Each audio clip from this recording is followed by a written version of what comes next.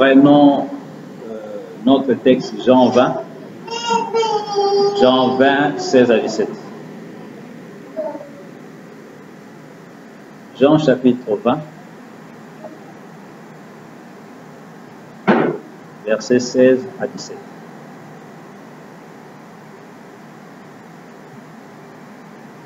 Je lis. Jean 20, 16 à 17, je lis. Jésus lui dit, Marie. Et se retournant, il lui dit en hébreu, Rabouni, c'est-à-dire maître. Jésus lui dit, ne me touche pas, car je ne suis pas encore monté vers mon Père. Mais va trouver mes frères et dis-leur que je monte vers mon Père et votre Père, vers mon Dieu et votre Dieu.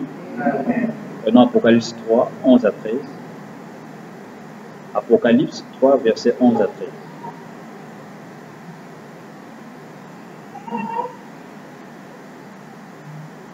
Apocalypse chapitre 3, versets 11 à 13, j'ai lu. Je viens bientôt. Retiens ce que tu as afin que personne ne prenne ta couronne. Celui qui vaincra, je ferai de lui une colonne dans les temples de mon Dieu. Il n'en sortira plus.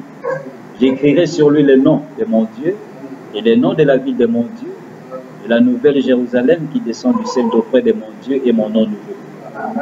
Que celui qui a des oreilles entende ce que l'Esprit dit aux églises. Vous pouvez vous asseoir, que Dieu bénisse tous.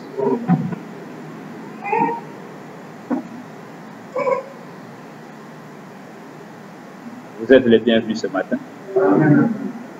Alors nous allons continuer notre étude sur notre sujet, les dieux de Jésus le Christ.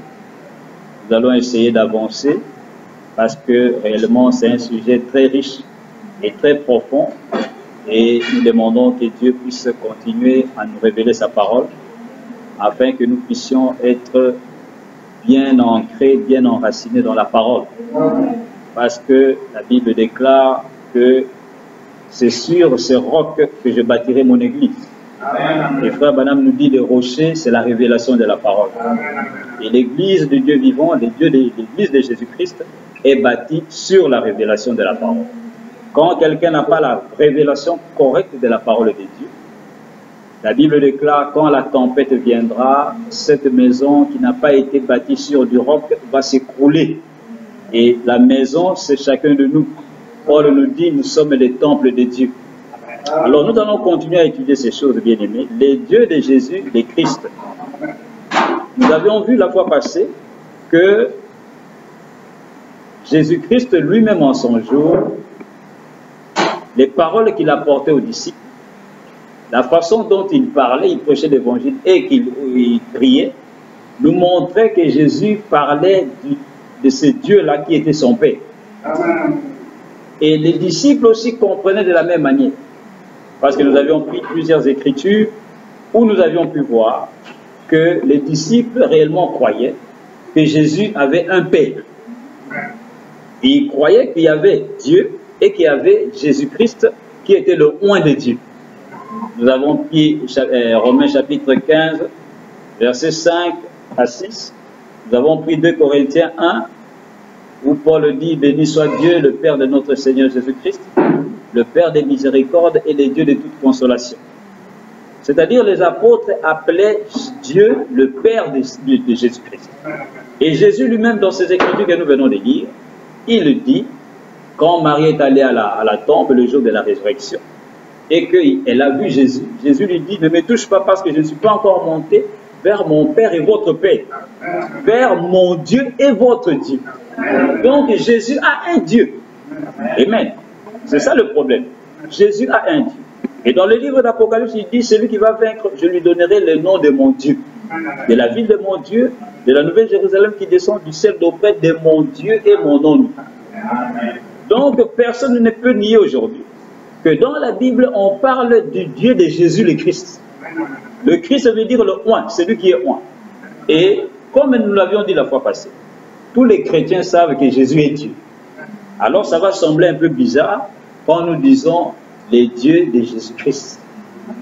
Mais nous allons continuer à étudier, nous allons voir que c'est un grand mystère.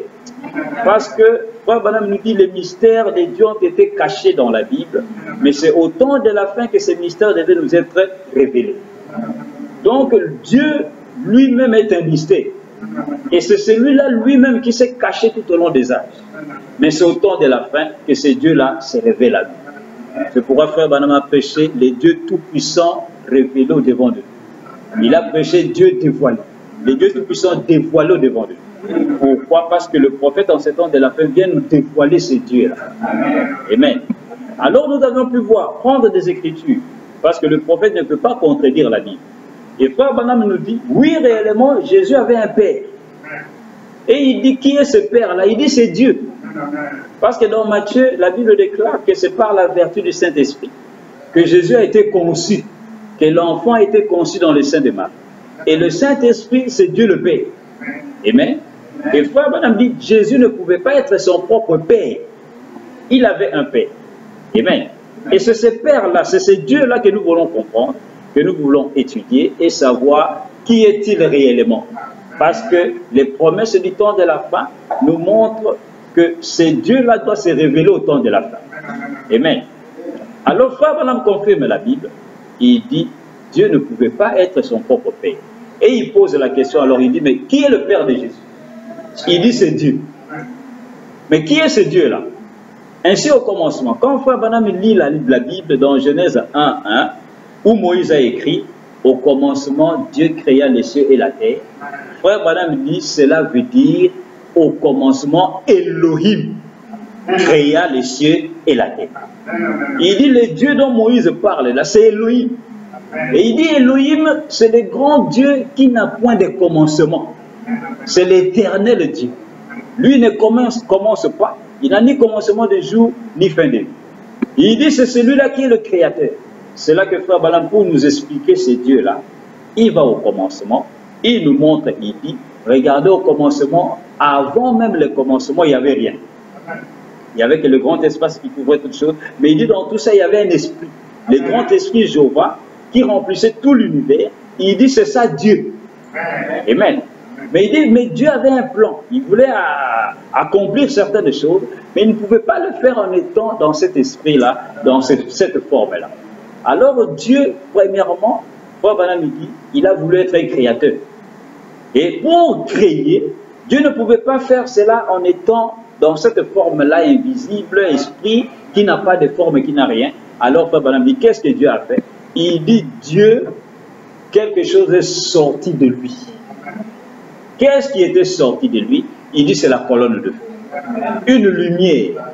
Et Frère Branham dit, quand cette lumière-là est sortie, qui était une partie de Dieu qu'on appelle le Logos, qu'on appelle la colonne de feu, la théophanie, le Fils de Dieu, la parole, il dit alors, Dieu lui-même est entré dans cette lumière et s'est voilé dans cette lumière. Et c'est la première forme que Dieu avait prise pour être vue, pour que le peuple puisse le voir.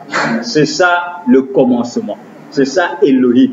Amen. C'est ça le Logos qui est sorti de Dieu, qui est sorti d'Elohim. Amen.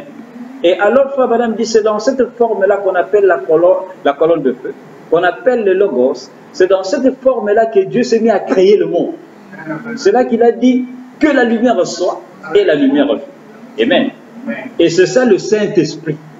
C'est pourquoi, au commencement là-bas, celui qui créait le monde, c'était Dieu le Créateur, le grand Elohim, lui-même qui créait le ciel et la terre. Amen. Et Frère Branham dit, voilà, c'est celui-là qu'on appelle le Logos, c'est celui-là qui est le Saint-Esprit, c'est celui-là qu'on appelle le Fils de Dieu. C'est ça la théophanie, c'est ça la colonne de feu. Et Frère Branham dit, cet esprit-là, ce grand Jéhovah l'Éternel, lui n'a jamais commencé. C'est pourquoi l'Ancien Testament l'appelle l'Éternel, le Dieu Tout-Puissant, le Créateur des cieux et de la terre. C'est pourquoi dans Colossiens, nous avions pu voir que lorsque Paul parle de la création, il nous montre que c'est le Fils qui a créé toutes choses ont été créées par lui et par lui. Vous devez faire attention pour ne pas confondre le Fils de Dieu quand on parle du Fils de Dieu dans les régions supérieures quand Dieu créait le monde, et le Fils de Dieu lorsque Dieu a créé l'homme Jésus. Amen. Parce que la colonne de feu aussi est appelée le Fils de Dieu. Et quand Jésus-Christ est venu, lui aussi il a été appelé Fils de Dieu. Amen. Donc quand Paul parle disant que dans la création, toutes choses ont été créées par le Fils, vous devez savoir et faire la différence de quel Fils il parle. Pourquoi? Parce que certains vont croire que c'est Jésus. Mais si nous croyons de cette manière-là, nous allons être bloqués parce que nous allons arriver quelque part où Frère Branham nous montre là où Jésus a commencé. Amen. Frère Branham nous montre que Jésus a commencé dans le ventre d'une femme. Alors, qui était le Fils là-bas qui créait? Ce n'était autre que Dieu lui-même qui avait pris une autre forme qu'on appelle la colonne de feu, qu'on appelle le Fils de Dieu. C'est pourquoi Paul dans Colossiens il dit, toutes choses ont été créées par le Fils, pour lui et pour lui. Ce Fils-là, c'est la colonne de feu. Amen. Alors, c'est ça le Saint-Esprit. C'est ça comment dire, la théophanie, qui était au commencement, qui avait créé toutes choses. Mais alors, nous pouvons nous poser alors la question maintenant. D'où vient alors l'homme Jésus? D'où vient Jésus? C'est pourquoi Frère Branham nous montre la nette différence entre Melchisédek et Jésus. Entre Dieu et Jésus. Il dit Melchisédek n'était pas Jésus. Et Jésus n'était pas Melchisédek. Mais Jésus a été rendu semblable à Melchisédek. Amen. Il a été fait sacrificateur selon l'ordre de Melchisédek. Amen. Et Frère Branham nous dit que Melchisédek n'était pas le fils. Melchisédek était le père du Fils de Dieu. Amen. Mais nous allons rencontrer certaines écritures où Frère Branham dit que Jésus était là-bas au commencement, cette lumière qui était au commencement, le Logos, c'était Jésus. Cette lumière qui créait le monde, c'était Jésus. Quand vous allez rencontrer de telles citations, vous pouvez alors vous étonner, dire, mais comment Frère Branham nous montre que Jésus a commencé dans le sein de Marie, mais comment il nous dit encore que là-bas, c'était Jésus qui créait, et il appelle la colonne de feu Jésus. Et nous avions pu voir la fois passée que pourquoi il dit cela? C'est parce que quand Jésus est venu, Jésus n'est pas venu se révéler lui-même. Jésus est venu révéler le Père. Et dans Jean chapitre 5, 43, Jésus dit, je suis venu au nom de mon Père. Ainsi son Père, son nom était Jésus, mais ce nom-là était caché.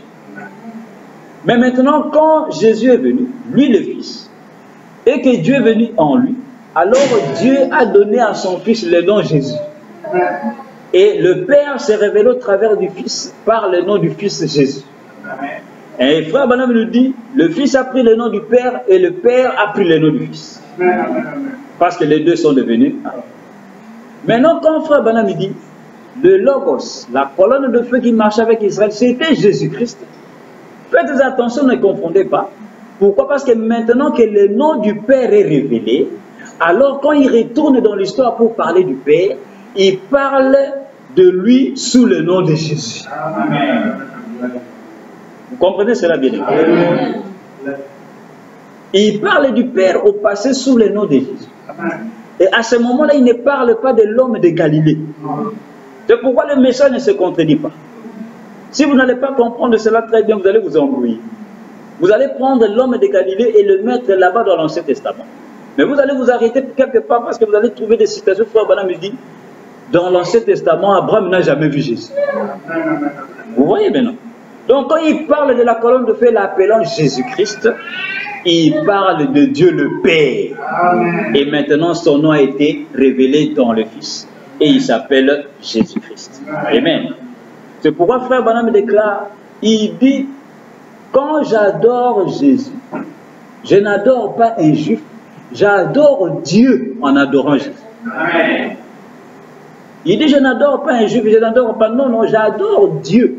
Pourquoi? Parce que Frère Branham nous dit que Dieu doit être adoré au travers de l'homme. C'est pourquoi Jésus a dit que personne ne vient au Père si ce n'est par moi. Et la Bible déclare, sans le Fils, vous n'avez pas le Père. Vous devez avoir le Fils et le Père. Amen. Donc nous voyons, c'est pourquoi Frère Branham parle de Jésus dans Jésus. Comme nous l'avions dit la fois passée. Il parle de Jésus dans Jésus, pourquoi? Parce qu'il appelle la colonne de feu Jésus, et il appelle l'homme dans lequel la colonne de feu était entrée, il appelle Jésus. Amen. Donc il faut faire cette différence-là et comprendre. Maintenant nous allons évoluer et comprendre maintenant d'où vient l'homme Jésus. Amen. Parce que nous parlons de Dieu de Jésus le Christ. Mais d'où vient Jésus, l'homme Jésus, que tous les chrétiens connaissent aujourd'hui comme étant le Dieu tout-puissant, le Dieu créateur, ainsi de suite. Mais d'où vient-il? Ainsi, nous avions pu prendre une déclaration du prophète. Frère Branham nous dit, dans Christ et le mystère de Dieu révélé, au paragraphe 140, il dit que Dieu avait un triple dessein. C'est-à-dire Dieu avait un plan. Et ce plan-là avait 3 parties. Et il dit que l'une des parties de ce plan-là, c'était que Dieu voulait se révéler à l'homme. Il voulait se montrer à l'homme. Mais il dit seulement il ne pouvait pas le faire en tant qu'esprit parce qu'il est trop mystérieux. Et il dit la seule manière qu'il devait le faire, c'est d'être un homme. C'est de devenir le fils de l'homme. Amen. Pour qu'il puisse se révéler à son peuple. Donc Dieu dévoilait encore au paragraphe 92, il dit la même chose. Il dit Dieu voilait dans Jésus pour accomplir l'œuvre de la rédemption à la croix. Dieu ne pouvait pas mourir en tant qu'esprit. Il est éternel, mais il lui a fallu mettre un masque et jouer le rôle de la mort. Il est bel et bien mort, mais il ne pouvait pas le faire sous sa forme de Dieu. Il devait le faire sous sa forme de fils en tant que fils de l'homme sur terre. Amen. Il dit, voyez, il devait être sous sa forme de fils. Ensuite, quand il est revenu à la Pentecôte, il était de nouveau fils de Dieu. Il dit, vous voyez ce que je veux dire? Vous saisissez? Vous pouvez ouvrir un peu la fenêtre, parce que sinon il va faire prêcher. Alors nous voyons, bien aimés, que Dieu, pour accomplir maintenant la rédemption, quand l'homme est tombé dans le jardin d'Éden, quand la chute est arrivée, Dieu devait ramener l'homme à sa position première. Il devait maintenant se révéler à l'homme. Mais il ne pouvait pas le faire en tant qu'esprit. Pourquoi? Parce que dans le plan de la rédemption, Dieu avait prévu une mort. Il faut que le sang puisse couler pour qu'il puisse ôter le péché qui était commis dans le jardin d'Éden. Mais Dieu a regardé, personne n'était digne de le faire. Celui qui devait le faire lui-même est tombé. Qui? Adam. Alors Dieu a regardé, mais qui va maintenant racheter ses frères? Personne n'était digne. Alors Dieu lui-même a trouvé une solution. Quelle est cette solution? Écoutez, frère Branham va nous dire, quelle est la solution que Dieu avait trouvée? Dans la prédication, Dieu dévoilait. Paragraphe 93, il dit ceci. Dieu dévoile, 93. Il dit, il devait venir dans une chair humaine et personne sans désir sexuel. Parce que là encore, c'est la preuve de notre affirmation sur la sémence du serpent. Voyez-vous? Sexuel. Le sexe, absolument. Pas de pomme, le sexe, c'est exact. Forcément. Il dit, remarquez ici, voyez-vous, car n'importe quel brave homme, regardez ces prophètes à l'époque, mais lui, il fallait qu'il soit plus qu'un prophète. Pour pouvoir accomplir ça, il fallait qu'il naisse d'une vierge. Amen. Montrant cette naissance d'une vierge prouvait, il fallait qu'il naisse d'une vierge pour ôter la malédiction, l'antidote. Vous voyez ce que je veux dire? Donc, forcément, que c'était le sexe. Il a prouvé par sa propre venue, il est venu, pas par un désir sexuel, mais en naissant d'une vierge. Il a changé de masque. Il est passé de Jéhovah à Jésus pour pouvoir accomplir l'œuvre rédemptrice dans la pièce où il jouait ses rôles. Dieu à la croix. Donc voilà, bien aimé, pour que Dieu puisse accomplir la rédemption, il fallait que quelqu'un meure. Et celui qui devait mourir devait verser le sang. Mais maintenant, tous sont péchés. Tous sont tombés dans ces péchés-là qui étaient commis dans le jardin d'Éden. C'est pourquoi frère Branham dit, c'est là que vous devez comprendre que c'est le sexe. C'est pourquoi Dieu devait venir sans le sexe, sans ces péchés-là, pour qu'il puisse être capable d'ôter le péché. Amen. Et alors, frère Branham dit, Dieu alors s'est trouvé dans une impasse, c'est-à-dire il était comme bloqué. Mais frère Branham dit, attendez, je vais vous faire entendre le son de la trompette. Vous allez voir comment Dieu a trouvé une solution.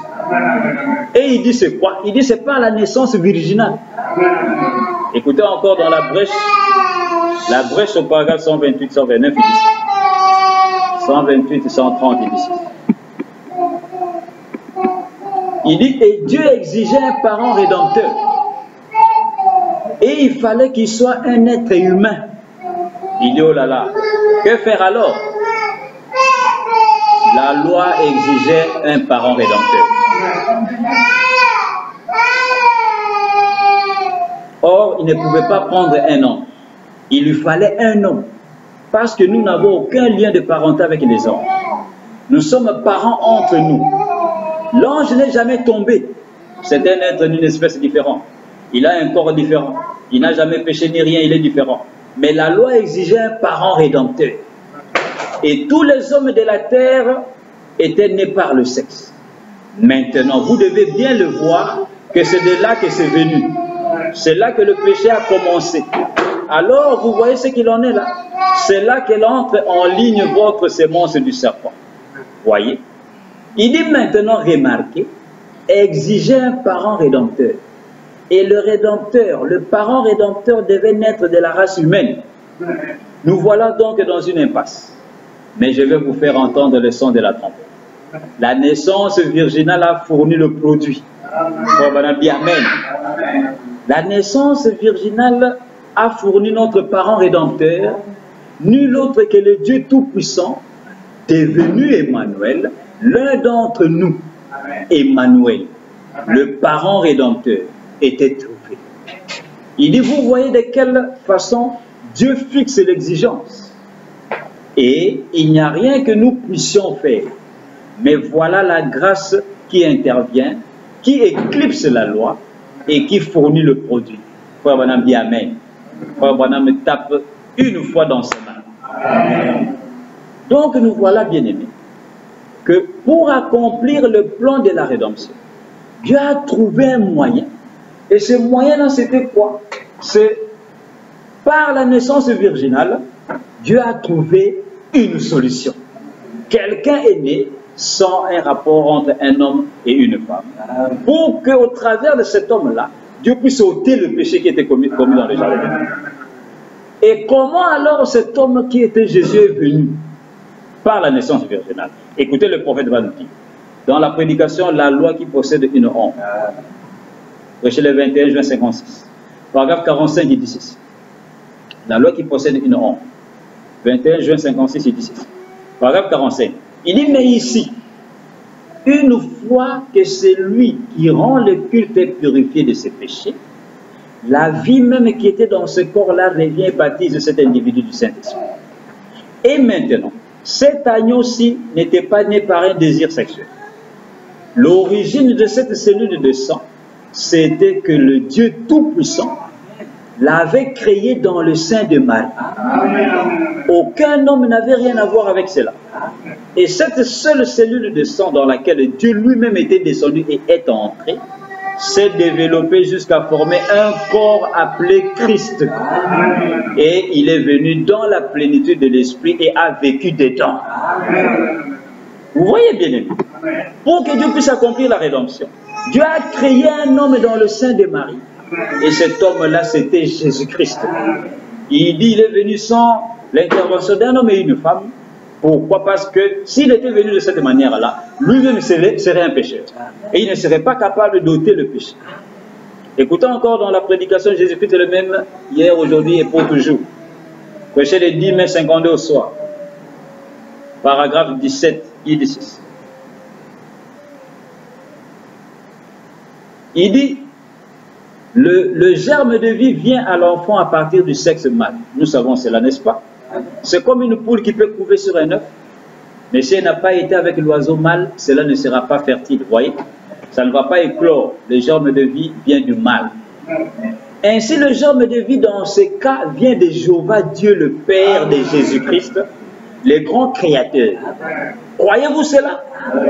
Et il a créé dans le sein de cette petite fille vierge une cellule de sang qui s'est développée jusqu'au Fils du Dieu vivant.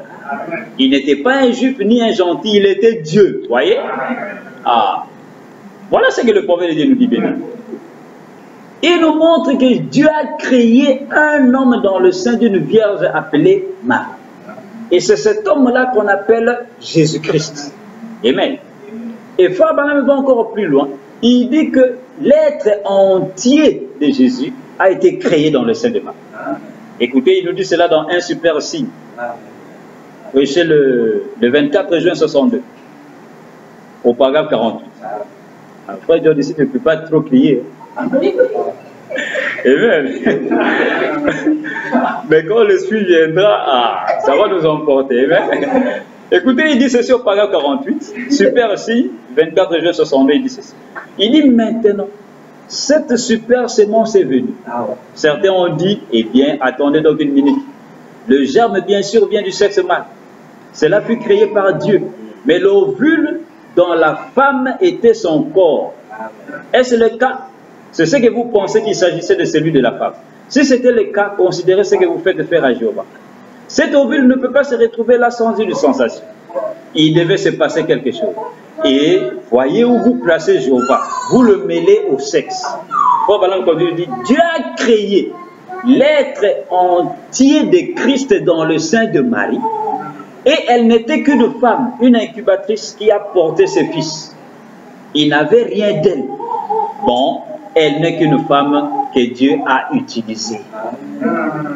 Il y a des gens qui disent, bon, peut-être Marie avait donné quelque chose, mais Dieu aussi a donné. Dit, non, non, non, non. Ce n'est pas de cette manière-là. Marie n'a rien donné. C'est Dieu lui-même qui a créé cette cellule de sang dans le sein de Marie. Et il a créé l'être entier de Jésus-Christ dans le sein de Marie. Et pour être un être entier, nous devons avoir 3 éléments. Il y a 3 éléments qui forment une personne, un individu. C'est quoi? C'est le corps physique, c'est l'esprit et c'est l'âme. Ce sont les 3 choses qui forment un individu. Et c'est ce que le temple dans l'Ancien Testament nous montre. Parce que les temples symbolisaient l'homme, qui est le temple de Dieu. Et dans les temples, il y avait 3 parties. Il y avait le parvis extérieur, il y avait les lieux saints, et la 3e partie, c'était les lieux saints des saints. Ceci symbolise le corps, symbolise l'esprit et symbolise l'âme. Et c'est dans le lieu saint de saints qui est l'âme, c'est là où Dieu habite. Et Paul nous dit, l'être entier de Christ a été créé dans le sein de Marie. Et écoutez, maintenant il va encore être plus précis. Il va nous dire que Dieu n'a pas seulement créé le corps de Jésus dans le sein de Marie, mais il a créé l'être entier. Écoutez, il va nous dire cela. Dans Apocalypse chapitre 1, verset le 4 décembre 60, au paragraphe 190-180, il dit ceci.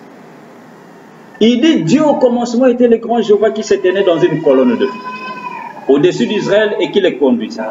C'était Dieu, l'ange de l'Alliance. Il descendit sur la montagne et toute la montagne s'embrasa. Les feux se répandit sur la montagne et les 10 commandements furent écrits. Il était appelé Père éternel.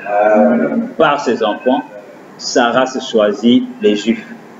Il continue de dire, puis ce même Dieu fut manifesté dans un corps né d'une vierge, corps qu'il créa dans le sein de Marie. Il déploya sa tente en quelque sorte et vint vivre parmi les hommes, et ce même Dieu fut fait chair et demeura parmi nous. C'est la Bible qui le dit. Dieu était en Christ, le corps était Jésus.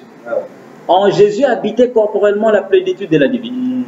Par conséquent, vous ne pouvez pas faire de lui 3 personnes. Il dit, ne baptisez pas au nom de 3 dieux, puisqu'il n'y a qu'un seul Dieu. Vous voyez? Un seul Dieu. Ainsi, ce même Dieu fut fait chair. Il dit, je viens de Dieu et je retourne à Dieu. Voilà, madame, il dit, ce même Dieu fut manifesté dans un corps né d'une vierge, corps qu'il créa dans le sein de Marie. Écoutez là où il nous dit que Dieu a créé les 3 choses, c'est-à-dire tout ce qui forme un être humain, il a créé dans le sein de Marie. Dans la prédication, ta postérité possédera la porte de son ennemi. Prêché le 21 janvier 62, il dit ceci. Paragraphe 86. Il dit, sinon, elle n'aurait jamais été une couveuse. Dieu ne pouvait jamais choisir une couveuse sale. Le Seigneur en voulant, je prêcherai là-dessus ce soir, mais qu'est-ce qu'une vieille couveuse sale?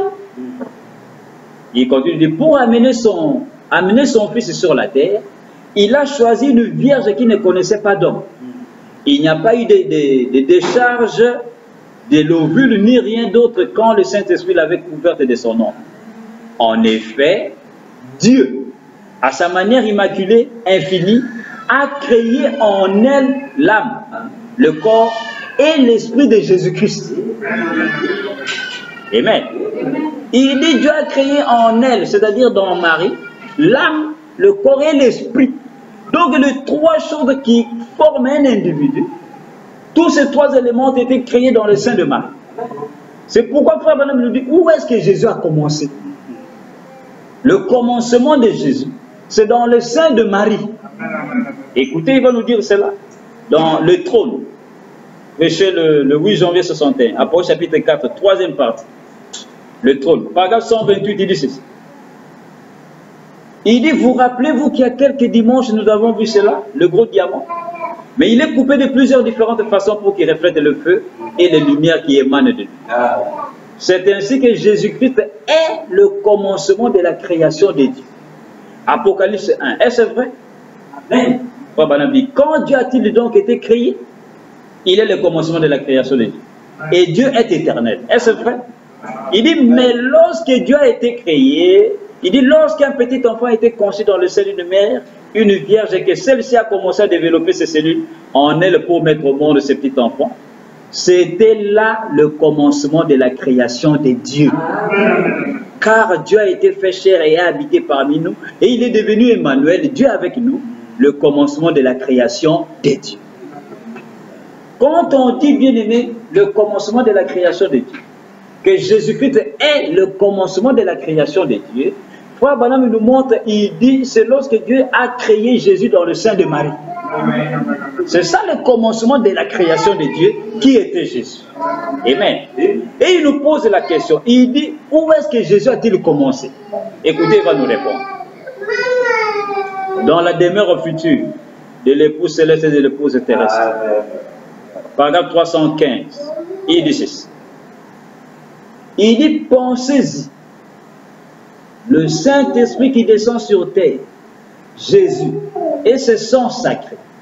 Maintenant, regardez bien, et j'espère que je ne vais pas trop profond pour vous, vous voyez, le sang sacré qui a été créé par Dieu, le sang, la vie, la création de Dieu. Jésus était le commencement de la création de Dieu. Il dit, oh, vous le voyez, Dieu qui a été fait création, il était esprit, et la Bible dit qu'il est le commencement de la création de Dieu. Il pose la question, comment est-ce qu'il a commencé? Frère Branham répond, il dit, dans le sein d'une femme. Ah. Comment est-ce qu'il a commencé? Dans le sein d'une femme. Amen. Donc nous voyons bien aimé, c'est de là que l'homme Jésus apparaît. C'est à ce moment que Jésus entre en scène. Parce que Dieu avait besoin de la rédemption. Mais pour accomplir la rédemption, il ne pouvait pas le faire en tant qu'un esprit. Et lui, Dieu, ne se transforme pas d'un esprit, il devient un homme. Non. Il doit créer un homme. Et il est descendu dans le sein d'une femme pour créer un homme appelé Jésus-Christ. Et il a créé, et c'est là que Frère Branham dit, un jour Dieu est venu habiter dans ce corps qu'il avait créé. Écoutez, dans le 7 ans de l'église, il dit ceci. Prêchez le 12 mai 54. Paragraphe 304, il dit ceci. Il dit donc, au jour où beaucoup de gens cherchaient à faire de lui juste un enseignant, juste une philosophie, ou simplement un prophète, il était Dieu. Soit il était Dieu, soit il était le plus grand séducteur que le monde ait jamais eu. S'il était un prophète, son sang était celui d'un homme. S'il était un docteur et un enseignant, son sang était celui d'un homme. Il était Dieu et son sang était divin. Le Dieu Tout-Puissant avait couvert de son ombre la Vierge Marie et il avait créé la cellule de sang dans le sein de Marie. C'est cela qui a engendré le Fils Jésus-Christ. Et Dieu a condescendu et il a habité dans ce corps-là. Dieu Emmanuel fait chair parmi nous. Il ôte les péchés. Vous voyez bien aimé, Dieu est descendu, après avoir créé ce corps-là, Dieu est descendu et il a habité dans ce corps-là. C'est là qu'on appelle Emmanuel, Dieu avec nous. Dieu fait chair. Pour faire quoi? Pour ôter les péchés. Écoutez encore dans Apocalypse chapitre 1. Au paragraphe 323, il dit encore ceci. Il dit, notez qu'après que Jésus fut descendu de la croix, il fut élevé dans les cieux et s'assit à la droite du glorieux Esprit Jéhovah. Personne ne peut venir à Dieu si ce n'est par moi. Pas par des je vous salue Marie, ni par des saints ceci ou saints cela, mais par Jésus-Christ, le seul médiateur entre Dieu et les hommes. C'est vrai. Ce corps précieux dans lequel Dieu est venu habiter parmi nous, prenons le nom de Dieu et Dieu prit le nom d'un homme. Vous voyez ce que Frère Branham est en train de dire? Il n'y a aucun médiateur. Qui est ce médiateur? Frère Branham dit le corps Jésus, l'homme Jésus, le corps dans lequel Dieu était descendu et a habité. Et il dit alors quand Dieu est descendu, il a habité, Dieu a pris le nom de Dieu et Dieu prit le nom d'un homme. Amen. Les deux sont devenus un. C'est pourquoi il nous dit que Dieu était descendu dans Jésus et est venu habiter dans Jésus. Mais quand est-ce que Dieu est-il descendu? Écoutez, le prophète nous dit dans la prédication appelant Jésus sur la scène. Amen. Prêché le 4 août 63 au soir. Paragraphe 138, il dit ceci. Il dit, quand Jean a baptisé Jésus, le Fils de Dieu, Dieu, les dieux invisibles, était descendu sous la forme d'une lumière, ayant l'apparence d'une colombe planant dans l'air, les dieux invisibles identifiés dans la gloire de la Shekinah. Les jours où Jean baptisait Jésus, Amen. C'est ce jour-là que le Dieu invisible, le Dieu éternel qui avait créé ce corps, est descendu sous la forme d'une colombe et est venu habiter dans l'homme appelé Jésus. Écoutez encore dans l'église de sa condition. C'est là que Frère Branham nous dit, c'est ce jour-là seulement que le ciel et la terre se sont embrassés. Dans l'église de sa condition, prêché le 5 août 56, paragraphe 33, il dit ceci. Il dit, mais un agneau est si doux qu'il peut être conduit. Et c'est la raison pour laquelle Dieu a représenté Christ comme l'agneau. Il a représenté Christ comme l'agneau et qui s'est représenté lui-même comme la colombe. Et le jour où Jean baptisa Jésus, dans le Jourdain, il se produisit là l'un des plus grands événements qui se soit jamais produit. Il dit, remarquez, comme c'est beau, l'agneau, le plus doux de toutes les créatures de la terre, et la colombe, le plus doux de tous les oiseaux du ciel. Or, c'est là le seul moyen par lequel ils aient jamais pu être unis. C'est la seule manière permettant à la colombe de venir sur l'agneau. Il continue, il dit. Or, lorsque la colombe descendit, Jean vit Jésus et dit, voici l'agneau de Dieu qui ôte les péchés du monde. Et Jean dit, et je rends témoignage, voyant l'Esprit de Dieu comme une colombe descendre et demeurer sur lui. Frère Branham dit, alléluia, vous y êtes. La colombe et l'agneau unis. C'est à ce moment que Dieu et l'homme devinrent un. C'est à ce moment que les cieux et la terre s'étreignirent. Frère Branham dit alléluia. C'est à ce moment-là que Dieu fut fait chair. C'est à ce moment que Dieu descendit venant de la forme de l'esprit, fut fait homme et demeura parmi nous. C'est à ce moment que toutes les éternités s'étreignirent. C'est à ce moment que la race humaine déchue d'Adam et Jéhovah Dieu, avec tous les anges, se rencontrèrent lorsque Dieu et l'homme devinrent un en ce jour mémorable où Jean baptisa Jésus. Quand Jean a dit, au commencement était la parole était avec Dieu, la parole était Dieu, et la parole a été faite chair et habitée parmi nous. Voilà le jour où la parole a été faite chair. C'est lorsque Jean a baptisé Jésus. C'est ce jour-là que le ciel et la terre sont devenus un. Et quand on dit le ciel et la terre, ce n'est pas le nuage que nous voyons. Quand on dit la terre, ce n'est pas sur lequel cette terre se trouve. La terre, c'était Jésus. Le ciel, c'était la colonne de feu. Et les deux sont devenus un. Et pour Branham, c'est ce jour-là que Dieu est devenu un homme. C'est ce jour-là que la parole a été faite chair. Pas avant cela. Parce que vous allez voir, il y a des gens qui croient que Jésus était Dieu dans le ventre de Marie. Donc Dieu est descendu du ciel, est en train de devenir bébé, et là-bas dans le ventre, il est en train de conduire le monde, et après il est né et il a commencé à grandir. Frère dit, ce n'est pas comme ça. Amen. Et il nous montre qu'il y a un Dieu quelque part, Et ce Dieu-là a créé quelqu'un pour qu'au travers de lui, il puisse accomplir le plan de la rédemption. Et c'est le jour du baptême que ce Dieu-là, le créateur, le grand Elohim qui existe par lui-même, est descendu et a habité dans le corps qu'il avait créé. Et quand il est descendu, il est entré dans ce corps comme cela. Les deux sont devenus un. C'est pourquoi Jésus pouvait dire à Philippe qu'il cherchait le Père. Parce qu'il entendait chaque fois Jésus parler au Père, parler de son Père. Chaque fois Philippe dit, mais finalement, c'est Messie, nous avons la révélation, c'est lui qui est Dieu. Mais comment lui nous parle encore d'un Père?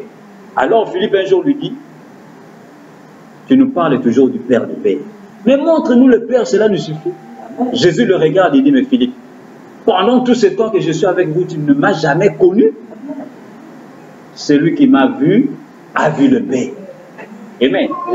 Pourquoi? Parce que les deux sont devenus un. Amen. C'est pourquoi frère Branham nous dit que avant cela, avant ce jour-là, avant que cet événement ne s'accomplisse, Dieu le Père n'habitait pas en Jésus. Ah. Écoutez dans la prédication le paradoxe, prêché le 6 février 64 au matin, paragraphe 290. Le paradoxe, 6 février 64 au matin, paragraphe 282. Il dit ceci. Il dit, et ce petit garçon, un enfant âgé de 12 ans n'ayant pas de sagesse du tout, eh bien, mais simplement comme un garçon de 12 ans. Écoutez, le Père ne demeurait pas en lui à ce moment-là, parce qu'il est venu le jour qu'il l'a baptisé. Il vit l'Esprit de Dieu descendre, vous voyez, et entra en lui. Ah. Quand Jésus était au temple, à l'âge de 12 ans, en train de confondre les rabbins avec les Écritures, frère Branham dit, le Père, qui est Dieu qui l'avait créé, ne demeurait pas en lui en ce moment-là. C'est-à-dire Jésus n'avait pas en ce moment-là la plénitude de la divinité. C'était un garçon comme tout autre enfant. Il jouait avec ses enfants, de ses amis de 12 ans, de 10 ans, de 13 ans. Et ses amis pouvaient le gifler aussi. Parce qu'il était un enfant. Il pouvait se blesser, il pouvait crier, il pouvait pleurer. C'était un enfant comme tout autre. Et même quand il pouvait se blesser, là, quand son sang jaillissait, son sang là ne pouvait pas sauver les gens. Parce que cela devait se faire à la croix. Amen. Quoique c'était déjà le sang de Dieu. Donc nous voyons bien aimés. Frère Branham est en train de nous montrer la divinité. Écoutez encore dans Possédant les portes de l'ennemi. Prêché le 8 novembre 59. Il dit ceci. Possédant les portes de l'ennemi. 8 novembre 59. Paragraphe 79. Il dit ceci. Il dit, or, lorsqu'il vint, nous voyons qu'au commencement de son ministère, après avoir appris le siège de David, spirituellement parlant, quand le Saint-Esprit vint sur lui au baptême des gens, il devint le Messie oint. Il dit maintenant, souvenez-vous, il était le Fils de Dieu lorsqu'il naquit. Il était le Fils de Dieu né virginalement. Mais il devint le Messie lorsque le Saint-Esprit vint sur lui. Car Messie signifie oint. Voyez-vous? Et il fut loin lorsque le Saint-Esprit vint sur lui. Quand Jésus était un enfant bien-aimé, il n'était pas le Messie. Il n'était pas loin. Cette grande onction n'était pas encore sur lui. Frère Branham dit, cela est venu au Jourdain. Le jour où Jean-Baptiste l'avait baptisé. Mais quand Jésus est né, 1 jour, 2 jours, 3 jours, 1 an, 2 ans, 5 ans, 10 ans, 20 ans, 25 ans, c'était un homme juste comme tout autre garçon. Amen. Mais quand il a atteint 30 ans à peu près, et que Jean l'a baptisé au Jourdain, c'est ce jour-là seulement que le grand Jéhovah qu'il avait créé, la grande onction, la grande colonne de feu est descendue et est entrée en lui. Et cela a demeuré en lui. C'est là que Frère Branham me dit, la parole a été faite chair. Dieu fut fait homme, fut fait chair. Amen. Et Frère Branham me dit, quand l'homme plutôt quand Dieu entre dans l'homme, il dit alors l'homme et Dieu deviennent un, pas deux. Écoutez donc, messieurs, nous voudrions voir Jésus. Prêchez le 4 mars 64, au paragraphe 23, il dit ceci. Il dit, or il y avait eu beaucoup de faux messies qui s'étaient élevés. Nous savons qu'il y en avait même eu un qui s'appelait Jésus, qui s'était élevé juste avant le oint. Le Messie, c'était le oint, ce qui veut dire le Christ. Un homme oint du Saint-Esprit. La plénitude de Dieu, c'était le Messie. Dieu dans un homme. L'homme et Dieu sont devenus un quand Dieu est entré dans un homme. Amen. Voilà ce qu'on appelle le oint. Et Frère Branham dit, avant même que Jésus ne vienne, il y avait un faux Jésus qui était venu. Parce que le diable, c'est ce qu'il fait toujours. Le diable dévance toujours Dieu. Parce qu'il voit à 90% le plan de Dieu. Il sait que bientôt Dieu va faire une telle chose. Alors lui va dévancer pour embrouiller les gens. Donc avant que Jésus ne commence son ministère, avant qu'il devienne, il y avait aussi un Jésus. Et il n'était pas un commerçant, non. Un prédicateur qui se disait prophète. Et il a entraîné beaucoup de gens dans le désert. Ah oui. Disant je suis le Messie. Même avec le nom Jésus. Amen. Mais c'était un faux. C'est pourquoi même dans nos vies, bien-aimés, quand vous avez des plans et projets, faites attention. Parce que le diable va venir vous montrer beaucoup de choses. Parce qu'il sait que bientôt Dieu va vous bénir. Lui va vous apporter des faux, ce qu'on appelle des mirages. C'est-à-dire des choses que vous croyez, il va vous montrer beaucoup d'opportunités. Voilà ici. Quand vous cherchez l'argent, il va venir avec des moyens qui ne sont pas scripturaires pour vous donner l'argent. Mais Dieu attend de vous donner cela par sa parole. Amen. Et si vous ne faites pas attention, vous allez embrasser quelque chose qui n'est pas à vous. Amen. C'est pourquoi le temps de Dieu a toujours été le meilleur. Il faut toujours s'attendre au moment de Dieu. Amen. Alors nous voyons, bien aimés, que quand Dieu entre dans l'homme, et Dieu et l'homme deviennent un. Mais Dieu, lui, il est esprit. Et maintenant, il va s'exprimer au travers de qui? Au travers de cet homme dans lequel il est entré. Amen. Et alors, regardez, la Bible nous montre que Jésus, cet homme-là, quand il est venu, lui, cet homme-là, la Bible nous montre qu'il était un homme. La Bible nous montre qu'il était un prophète. La Bible nous montre même qu'il était un serviteur de Dieu. Nous allons tous lire le texte. Amen. Prenons Actes chapitre 3, versets 12 à 13 et aussi le verset 25. Actes 3, 12 à 13. Écoutons ce que la Bible dit. Actes 3, 12 à 13. La Bible dit ceci. Actes 3, 12 à 13.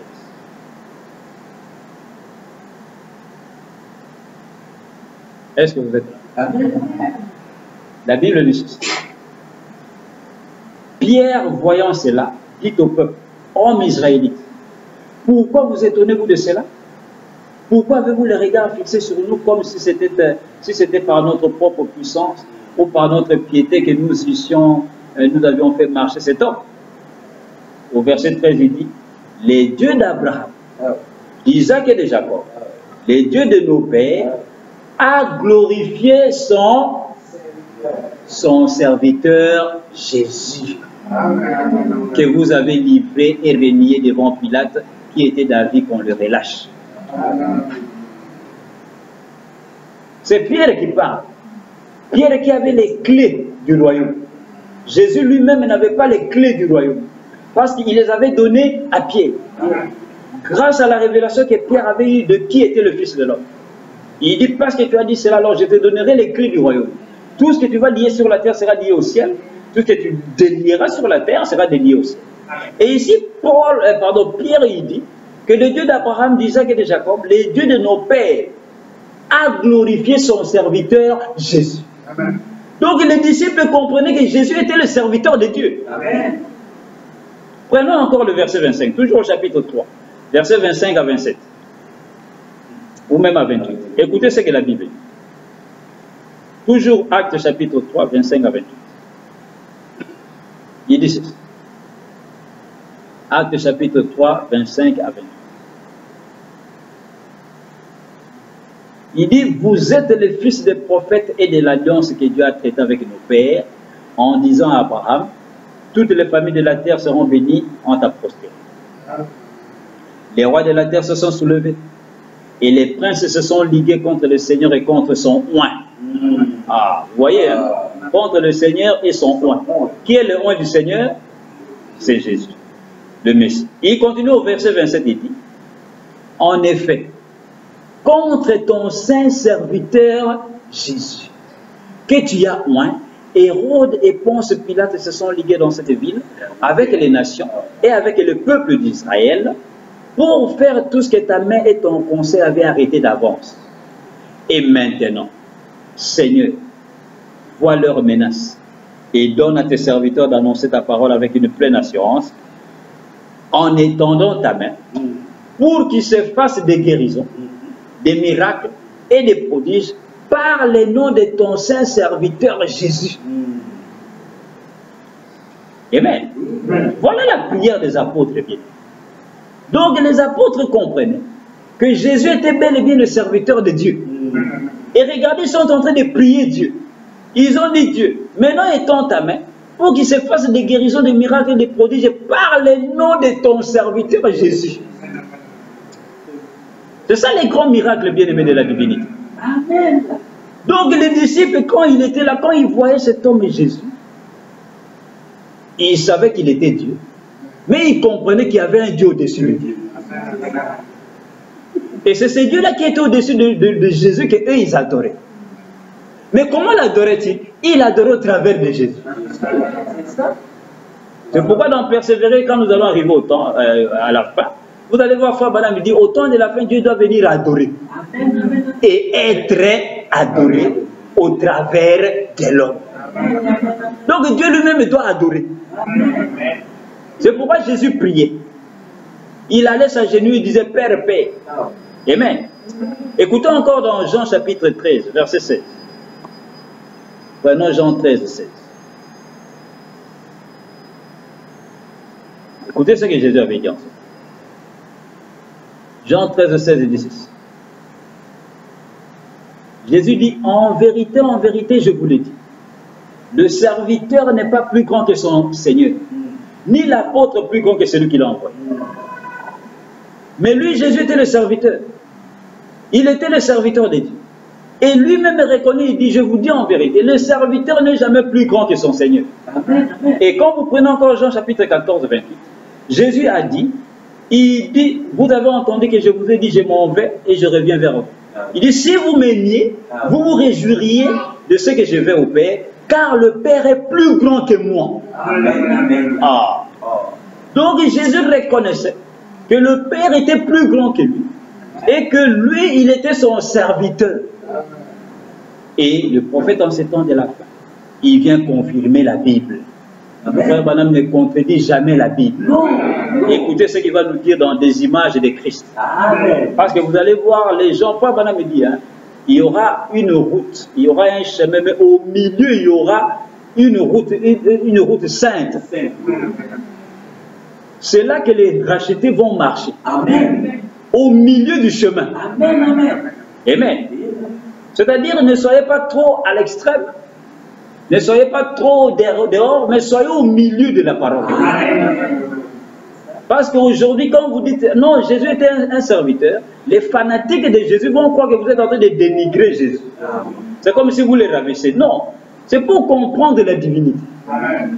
Vous devez comprendre, prendre toute la parole. Amen. Quand la Bible dit qu'il était un serviteur, oui, il était un serviteur. Ne dites pas non, il était Dieu. Oui, il était Dieu, mais il était aussi serviteur. Amen. Commençons d'abord à comprendre qu'il était un serviteur. Amen. Et nous comprendrons alors comment il était Dieu. Amen. Écoutez dans des images de Christ, prêché le 25 mai 59, au paragraphe 132, il dit des images de Christ. 25 mai 59, paragraphe 130. Frère Branham dit, il dit, s'il vous plaît, que nos cœurs demeurent en prière. Jésus enlève tous mes doutes. Et quoi? Jésus ne peut pas douter. Si nous sommes à son image, nous croyons, nous croyons. Il a cru Dieu. Il est venu faire la volonté de Dieu. Il ne se souciait pas de ce que les hommes disaient ou de ce que quiconque disait.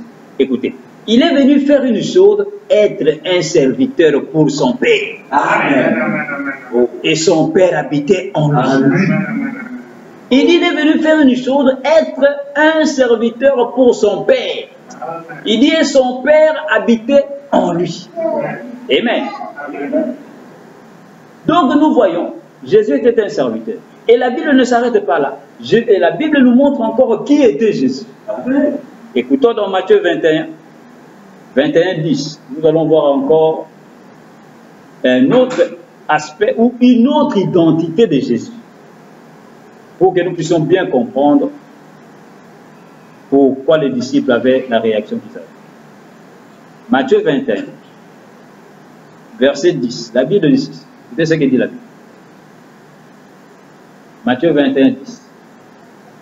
Lorsqu'il entra dans Jérusalem, toute la ville fut émue et l'on disait, qui est celui-ci? Écoutez la réponse de la foule. La foule répondit, c'est Jésus le prophète de Nazareth en Galilée. Ah. Jésus était qui? Il était un prophète. Amen. Prenons encore Luc 7. Luc chapitre 7, verset 7. Luc chapitre 7, verset 16. Écoutez ce que dit la Bible. Luc 7, verset 16. La Bible dit ceci. Tous furent saisis de crainte et ils glorifiaient Dieu, disant, un grand prophète apparu parmi nous et Dieu a visité son peuple. Amen. Qui était celui-là, ce grand prophète qui est apparu? C'était Jésus. Prenons encore le chapitre 24, toujours Luc. Luc 24, 19. Luc 24, 19. La Bible dit ceci. Luc 24, 19. La Bible dit, quoi? 24, 19. Quoi? Quoi leur dit-il? Et ils lui répondirent ce qui est arrivé au sujet de Jésus de Nazareth, qui était un prophète puissant en œuvre et en parole devant Dieu et devant tout le peuple. Ça, c'est lorsque Jésus est apparu à Cléopas et à son ami sur le chemin d'Emmaüs. Amen. Et qu'ils ne pouvaient plus le reconnaître. Et Jésus s'est approché, leur a posé la question, mais de quoi parlez-vous? Et ils ont dit, mais toi, est-ce que tu ne sais pas ce qui se passe? Ils ont dit ce qui est arrivé au sujet de Jésus de Nazareth, qui était un prophète puissant en œuvre et en parole, devant Dieu et devant le peuple. Donc Cléopas et ses amis, les disciples reconnaissaient que Jésus était un prophète. Il était un serviteur de Dieu et il était un prophète de Dieu. Amen. Écoutons encore dans Jean 14. Jean 14, 18 à 19. Amen. Écoutons la femme samaritaine et la femme au puits, ce qu'était sa déclaration lorsqu'elle a rencontré Jésus-Christ. Jean 4, 18 à 19. Jean chapitre 4. 18 à 19. Quand Jésus rencontre la femme au puits, il va commencer à avoir une conversation avec elle. Et Jésus lui dit ceci. Jean 4, 18 à 19. Il dit, car tu as eu 5 maris, et celui que tu as maintenant n'est pas ton mari. Et cela tu as dit vrai. En cela tu as dit vrai. La femme répondit, elle dit, Seigneur, lui dit la femme, je vois que tu es prophète. Amen. La femme a compris que Jésus, ce qu'il faisait là, c'est parce qu'il était un prophète. Amen. Prenons encore Jean 9. Jean 9, verset 17. Jean 9, verset 17. Jean chapitre 9, verset 17. Écoutez ce que dit la Bible. La Bible dit ceci. Jean 9, 17. La Bible dit ceci. Et il y eut division parmi eux. Ils dirent encore à l'aveugle, toi, que dis-tu de lui? Sur ce qui t'a ouvert les yeux? Il répondit, c'est un prophète. Amen. Ah. Vous souvenez de l'aveugle qui avait reçu sa vision, qui avait reçu sa vue. Quand Jésus l'a guéri, les gens sont venus pour lui dire, ah, est-ce que réellement toi tu étais aveugle? Il dit, non, mon frère, ne faites pas semblant, réellement c'est moi, j'étais aveugle. Parce que les gens voulaient nier le miracle qui était accompli. Les gens ont regardé, ils ont dit, ah, est-ce que réellement c'est lui? Il dit, c'est moi, c'est moi. Ils ont dit, bon, qu'est-ce qui s'est passé? Il dit, mais l'homme que vous appelez Jésus, qu'on appelle Jésus, il m'a appelé, et il a prié pour moi, il m'a guéri, il m'a dit d'aller laver les yeux, je suis revenu et j'ai vu. C'est tout ce que je sais. Ils ont dit, ah, bon, maintenant pour toi, cet homme qui est-il? Il dit, mais pour moi c'est un prophète. Ils ont dit, toi tu es né dans le péché, tu veux nous enseigner. Il leur a dit, mais vous qui voyez, c'est moi qui devais vous poser la question. Maintenant vous me posez des questions. Ils ont dit, mais toi tu veux nous amener à croire en cet homme-là, et pourtant lui il est né dans le péché. Et cet homme leur a répondu, dit, je n'ai jamais vu un homme né dans le péché redonner la vie aux aveugles. Amen. Ils ont dit, mais pour toi, qui es-tu? Qui est-il, pardon? Et ces gens-là sont venus, les pharisiens, les sadducéens, et puis ceux qui s'opposaient à Jésus, ils sont allés même voir ses parents. Ils ont dit, vous, est-ce que c'est votre enfant-là qui est guéri? Comment on l'a guéri? Parce qu'il y a des rumeurs qui circulent qu'il a été guéri. Les parents avaient peur. Parce que les rabbins disaient à tout le monde, celui qui va écouter Jésus, celui qui va suivre Jésus, nous allons le chasser du temple de la synagogue. Alors les parents avaient peur. Les parents ont dit, mais non, mais il a de l'âge, c'est un homme mûr, allez lui poser la question. Nous, tout ce que nous savons, c'est notre enfant. Oui, c'est vrai. Mais comment il a reçu sa vue? Nous, on ne sait pas. Allez lui poser la question. Alors quand ils sont venus, ils lui ont dit, mais toi, qui t'a ouvert les yeux? Il dit, mais c'est l'homme qu'on appelle Jésus. Et les Juifs voulaient maintenant comprendre quelle était sa doctrine. Qu'est-ce que lui croyait de cet homme? Il dit, pour moi, hein, c'est un prophète. Et ils l'ont chassé. Amen. Donc nous comprenons bien, mais la Bible nous enseigne que Jésus était un prophète. Et le message nous dit la même chose. Écoutez, frère Branham, aujourd'hui cette écriture est accomplie. Prêché le 25 janvier 65. Au paragraphe 45, il dit ceci. Il dit ceci. Aujourd'hui cette écriture est accomplie. Prêché le 25 janvier 65. Paragraphe 47. Il dit, vous voyez, il est venu en 3 noms. Il est venu comme fils de l'homme, c'est-à-dire prophète. Et c'est ce qu'il a fait. Il a prouvé son ministère en étant prophète. Nous savons tous ça. Chacun de nous le sait. Il n'a jamais dit qu'il était le fils de Dieu. Il a dit qu'il était le fils de l'homme. Maintenant, aujourd'hui, il est le fils de Dieu. C'est-à-dire qu'il est revenu. Et maintenant, il est sous la forme du Saint-Esprit, la personne invisible, mais quand même Dieu, le Fils de Dieu. Dans les milléniums, il s'assoit sur le trône de son Père, alors il sera fils de David. Il s'est d'abord révélé en tant que fils de l'homme, un prophète. Ah.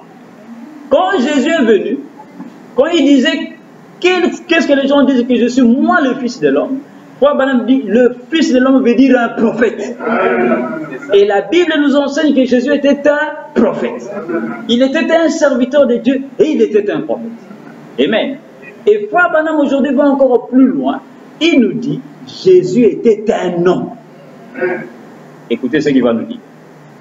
Dans une délivrance totale. Prêché le 12 juillet 51. Paragraphe 87, il dit ceci. Paragraphe 87, il dit ceci. Il dit, Jésus était complètement, totalement homme. Il pouvait pleurer comme un homme. Il pouvait manger comme un homme. Il pouvait être fatigué comme un homme. Il était complètement, totalement homme dans son être physique. Et dans son esprit, il était complètement, totalement Dieu. Alors il a soumis sa chair à l'esprit qui était en lui. Il dit, voyez-vous, il a, écoutez, il a été tenté de toutes les manières comme nous. Il était un homme, pas un ange. Il était un homme. Il a eu des désirs et des tentations exactement comme nous en avons. Ah, frère, c'est terrible, hein? Frère Branham est allé très loin pour nous révéler le mystère de qui est Christ. Il dit, il était totalement homme. Et il a eu des désirs exactement comme nous en avons. C'est ça. Pourquoi il dit cela? Pour nous montrer qu'il était un homme. Et il dit, il a été tenté de toutes les manières comme nous. Frère, vous savez, allez chercher le dictionnaire. Cherchez le verbe tenter. Vous savez, ça veut dire quoi tenter? Tenter veut dire, vous avez le désir de faire quelque chose, mais vous vous retenez. Vous voulez bien faire cette chose-là, mais vous dites, ah non, je ne vais pas faire ça. C'est ça la tentation. On est emporté, on veut faire quelque chose, mais on se retient. Et quand on ne se retient pas, et on fait cela, c'est là qu'on dit, il est tombé dans la tentation. Il a succombé dans la tentation.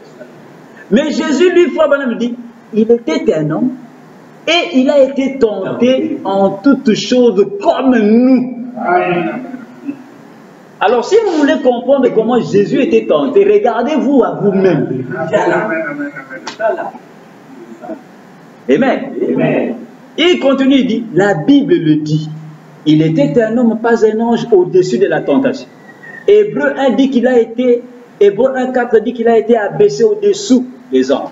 Il était un homme, complètement homme. Alors Dieu a pris un homme complet pour produire une délivrance totale et il l'a rempli de son esprit. Le Saint-Esprit était en lui sans mesure et il a été tenté comme nous avons été tentés. Il était complètement Dieu. Il continue. Et il a démontré quand il a ressuscité les morts, quand il a arrêté la nature, les mers mugissantes et les vents violents. Quand il a parlé aux arbres et tout, ils lui ont obéi. Il était Dieu à l'intérieur. Et il aurait pu être un homme car il était effectivement un homme. Mais il s'est totalement et complètement remis comme homme entre les mains de Dieu pour être au service de Dieu. Amen. Amen. Donc voici une autre identité de Jésus. Il était un serviteur de Dieu. Il était un prophète. Et il était un homme comme vous et moi. Et il a été tenté comme nous sommes tentés. Écoutez, je ne vais pas le dire par moi-même. Nous allons continuer. Écoutez comment Frère Branham va nous révéler. Amen. Cette tentation-là que vous avez là, Frère Branham va citer ça. Amen. Que Jésus en tant qu'homme, il a eu cette tentation-là. Écoutez, dans les fils de Dieu manifestés. Amen. Prêchez le 18 mai 60. Paragraphe 85. Il dit ceci. Il dit maintenant, vous les frères trinitaires, je ne veux pas vous froisser. Mais comment, au nom de la bonne parole de Dieu, pouvez-vous donc arriver à faire de Jésus une autre personne que Dieu lui-même? Si Jésus s'était permis de prendre une autre personne pour l'envoyer mourir, pour acheter quelqu'un ici, il serait un être injuste. Il n'y a qu'un seul moyen pour Dieu de le faire, c'est de prendre lui-même cette place-là. Et Dieu s'est fait chair. Et Dieu s'est fait chair pour qu'il puisse connaître les souffrances de la mort, afin de nous débarrasser de l'aiguillon de la mort et de la mort, que nous puissions être rachetés par sa mort à lui. C'est pour ça qu'il sera tant adoré. Il continue, il dit, Jésus était un homme, bien sûr qu'il était. Il était un homme, H-O-M-M-E, homme, né de la Vierge Marie. Mais l'esprit qui était en lui, c'était Dieu, sans mesure. En lui habitait corporellement la plénitude de la divinité. Il était Jéhovah Jireh, il était Jéhovah Rapha, il était Jéhovah Manassé, il était Jéhovah, notre armure, notre bouclier, notre guérisseur. Il était l'alpha, l'oméga, le commencement et la fin. Il était le premier, le dernier, celui qui était, qui est et qui vient, le rejeton et la postérité de David, l'étoile du matin. Oh, il était le tout en tout. En lui habitait corporellement la plénitude de la divinité. Amen. Dans le message de grâce, écoutez ce que Frère Branham. Prêchez le 28 août 61, message de grâce. 27 août 61, paragraphe 186. Et aussi au paragraphe 236. Paragraphe 186, il dit ceci. Il dit, comment a-t-il agi hier? Était-il différent d'un autre homme? Il est juste un homme. Il ressemblait à un homme. Il était un homme. Il fut né. Il était un homme. Il était fait de chair et de sang. Il a souffert, il a été tenté. C'était un homme. N'est-ce pas vrai? Au paragraphe 236, Frère Branham continue, il dit, était-il donc un homme particulier? Il dit non, il aimait, il pleurait, il mangeait, il dormait, Il allait au désert, il allait à la pêche, il agissait comme, juste comme n'importe qui. Il était juste un homme, voyez-vous? Et pourtant, il était le Messie oint. Amen. Amen. Jésus était un homme bien-aimé. Et nous devons comprendre cela pour que nous puissions comprendre la divinité. Amen. Il continue encore dans appelant Jésus sur la scène. Écoutez ce qu'il dit. Appelant Jésus sur la scène. Prêcher le 4 août 63 au soir. Paragraphe 37 et 10. Il dit, souvenez-vous, dans la chair, il était juste un homme, mais en esprit, il était Dieu. Mais un homme dans la chair, ainsi son corps, c'était un être humain qui était sujet aux tentations, sujet aux maladies, et juste le même comme les nôtres. Comme il devait être un homme, un humain. Et alors, il était Dieu en esprit. Il a dit, moi et mon Père, nous sommes un. Mon Père demeure en moi. On continue au paragraphe 48, il dit, maintenant Jésus, en étant homme physiquement, était fatigué, épuisé. Maintenant, il était là, fatigué. La vertu était sortie de lui. Et lui étant Dieu, il ne pouvait seulement faire ce que... Il dit maintenant, vous dites, comment pouvait-il être Dieu et être homme? Ah, voilà la question que les gens se posent. Comment pouvait-il être Dieu et être homme? Frère Balaam me répond, il dit, voyez, c'est cela le mystère. Il dit, voyez, dans le corps, il était homme, en esprit, il était Dieu. C'est ça. C'est pourquoi d'autres religions nous accusent, disant, mais non, vous adorez un homme comment? Comment vous dites que Jésus était Dieu? Et pourtant, votre Bible dit qu'il était un prophète. C'est pourquoi d'autres religions, comme les musulmans, ils croient réellement que Jésus est prophète. Dans le Coran, vous trouvez le nom de Jésus partout. Ah oui. Mais eux, ils nous accusent, nous les chrétiens, que c'est nous qui avons fait de Jésus Dieu. Mais Jésus, réellement, c'était un prophète de Dieu. Mais réellement, oui, c'est dans la Bible. C'était un prophète de Dieu. Mais seulement, il était plus que ça. Amen. Il était un homme, mais frère Balaam dit, comment pouvez-vous dire qu'il était un homme et il était Dieu? Il dit, c'est ça le mystère. Le grand mystère de Dieu. Et selon Apocalypse 10, verset 7, c'est ce mystère-là qui doit s'accomplir au temps de la fin. Au jour de la voix du septième ange, le mystère de Dieu s'accomplirait. Ah. C'est pourquoi si nous ne comprenons pas comment il a été Dieu là-bas, bien-aimé, nous n'allons pas comprendre le jour où ce grand mystère va s'accomplir. Amen. Frère Balaam me dit qu'il était sujet aux maladies. C'est-à-dire que Jésus pouvait tomber malade. Allez dire ça à un porte quand il va vous chasser. Dieu, son Dieu, Jésus tombait malade. Maintenant, qui va le guérir? Amen. Écoutez encore dans comment puis-je vaincre. Écoutez ici, frère Balaam va encore plus loin. Comment puis-je vaincre? Écoutez ce qu'il dit. Prêchez le 25 août 63 au matin. Paragraphe 104. Comment puis-je vaincre? 25 août 63 au matin. Paragraphe 104. Il dit ceci. Il dit, écoutez, il a été tenté. Le saviez-vous? La Bible dit qu'il a été tenté comme nous en toutes choses. Cependant, il était sans péché. Il a été tenté, écoutez, par la boisson. Il a été tenté par les femmes. Il a été tenté par tout ce par quoi on peut être tenté. Il a été tenté par tout ce par quoi nous sommes tentés. Il était un homme. Frère Balaam dit, Jésus était tenté par la boisson. Donc, peut-être le jour où il a produit ce premier miracle à Cana, quand on lui a dit, mais c'est vin, oh, mais c'est vin, c'est trop bon. Lui-même a regardé et a dit, ah, c'est vrai. Ah, c'est du bon vin. Il a dit, ah, mais pourquoi, où est le maître de la fête? Pourquoi tu as caché ce bon vin?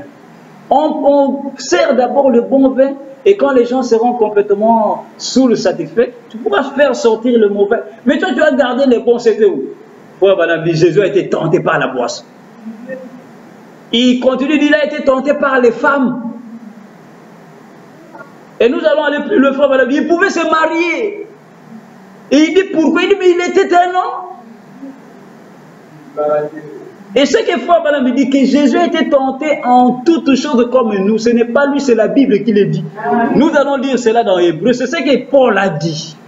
Mais maintenant, Frère Branham ne fait que donner la vie à la lettre. Il nous réveille. C'est pourquoi il va en profondeur. Il a été tenté par la boisson, par les femmes, par tous ceux dont vous êtes tentés. Lui, il a été. Pourquoi? Parce que c'était un homme. Ce n'était pas un Superman, comme certains croient. Écoutez dans Hébreux chapitre 4, verset 15. Paul dit ceci. Il dit, car nous n'avons pas un souverain sacrificateur qui ne puisse compatir à nos faiblesses. Au contraire, il a été tenté comme nous en toutes choses sans commettre de péché. C'est Paul qui le dit. Il a été tenté comme nous en toutes choses. Pas seulement quelque chose, non. Toutes les choses par lesquelles un être humain peut être tenté, Jésus l'a été. Parce que s'il ne l'était pas ainsi, il ne peut pas nous racheter. Parce que le parent rédempteur doit être proche de l'être humain. Il doit sortir de la race humaine. Il doit sentir nos faiblesses. C'est de cette manière que lui, il peut compatir, c'est-à-dire comprendre ce que nous sentons. Si lui-même ne peut pas sentir cela, mais il va nous condamner à tout moment. C'est pourquoi quelquefois, bien aimé, quand les gens vont au ciel et que Dieu va nous faire entrer au ciel, c'est pourquoi il dit que ce n'est pas par les œuvres. Parce que si c'était par les œuvres, personne ne fera entrer. C'est par sa miséricorde, parce que lui-même a senti ça dans son corps. Il dit que ce n'est pas facile. Ah, ce corps aussi. C'est pourquoi lui-même devait sentir cela, pour qu'il puisse compatir à nos péchés. Et dire, ah, Père, non, moi aussi j'ai été comme eux. Laisse-les entrer. Comme il a cru à ma parole, quoi qu'il avait fait ces choses-là, mais laisse-les entrer. Et vous entrez dans la gloire. Si ce n'est pas ça, il allait nous condamner à tout moment. Amen. C'est pourquoi Frère Branham dit, il pouvait se marier dans la position en Christ, dans l'adoption, à la page 120, prêché le 22 mai 60, paragraphe 68. Écoutez, Frère Branham dit ceci. Il dit, voilà bien une des paroles les plus douces que j'ai jamais entendues. Père, je me sanctifie moi-même pour eux. Écoutez, il dit, savez-vous qu'il avait le droit d'avoir un foyer? C'était un être humain. Savez-vous pourquoi il avait le droit d'avoir une épouse? Frère Branham me répond, c'était un homme. Il avait le droit d'avoir toutes ces choses-là, mais il a dit, Père, je me sanctifie moi-même pour eux. Je me sanctifie moi-même. Quand Jésus priait dans Jean 17, déjà, je me sanctifie, Frère Branham nous donne la raison, il nous montre pourquoi il disait cela. C'est-à-dire, il pouvait faire beaucoup de choses comme nous. Comme se marier, prendre une femme et l'épouser. Mais en ce temps-là, il s'est sanctifié. Il dit, je ne vais pas faire ça pour eux. Pourquoi? Parce que le péché original, c'était ça. Et lui-même, s'il avait fait ça, il allait tomber dans le péché. Il n'allait pas être capable d'ôter les péchés. C'est pourquoi il s'est sanctifié pour qu'il puisse ôter ses péchés. Amen. C'est pour cette raison, bien aimé, que Frère Branham nous montre, dit, le corps de Jésus n'était pas la divinité. Mais la divinité était dans le corps. Le corps était la poussière de la terre. C'était un être humain, mais quoi que ce corps-là ne pouvait pas pourrir, parce que Dieu avait prévu qu'au travers de David, que son oint ne puisse pas voir la corruption. Ce n'est pas que ce corps-là ne pouvait pas pourrir, non, ce corps-là pouvait pourrir, mais Dieu ne pouvait pas permettre que ça pourrisse. C'est pourquoi Jésus n'a jamais fait 3 jours dans la tombe. Il est sorti avant cela parce que c'est le 3e jour que le corps commence à pourrir. 72 heures après la mort. Et Dieu connaissant cela, il a fait sortir son corps avant cela pour que ce corps-là ne puisse pas pourrir. Parce que si c'était resté, ça allait pourrir. Pourquoi? Parce que c'était la poussière de la terre. Quoique cela a été créé dans le ventre d'une femme. Amen. Donc nous voyons, bien aimés, c'est ça la divinité, c'est ça ce que la Bible nous montre. Maintenant, posons-nous la question.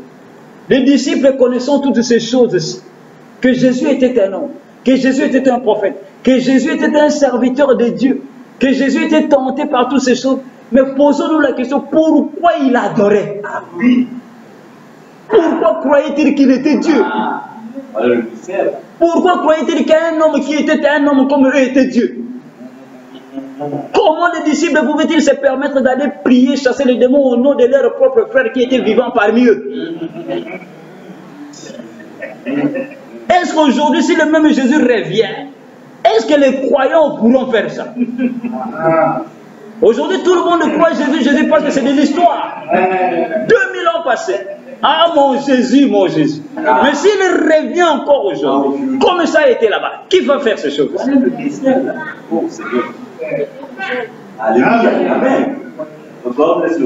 Quand Jésus marchait en Galilée, marchait dans les villes de Jérusalem, il ne planait pas comme ça. Non, non, c'était un homme qui marchait.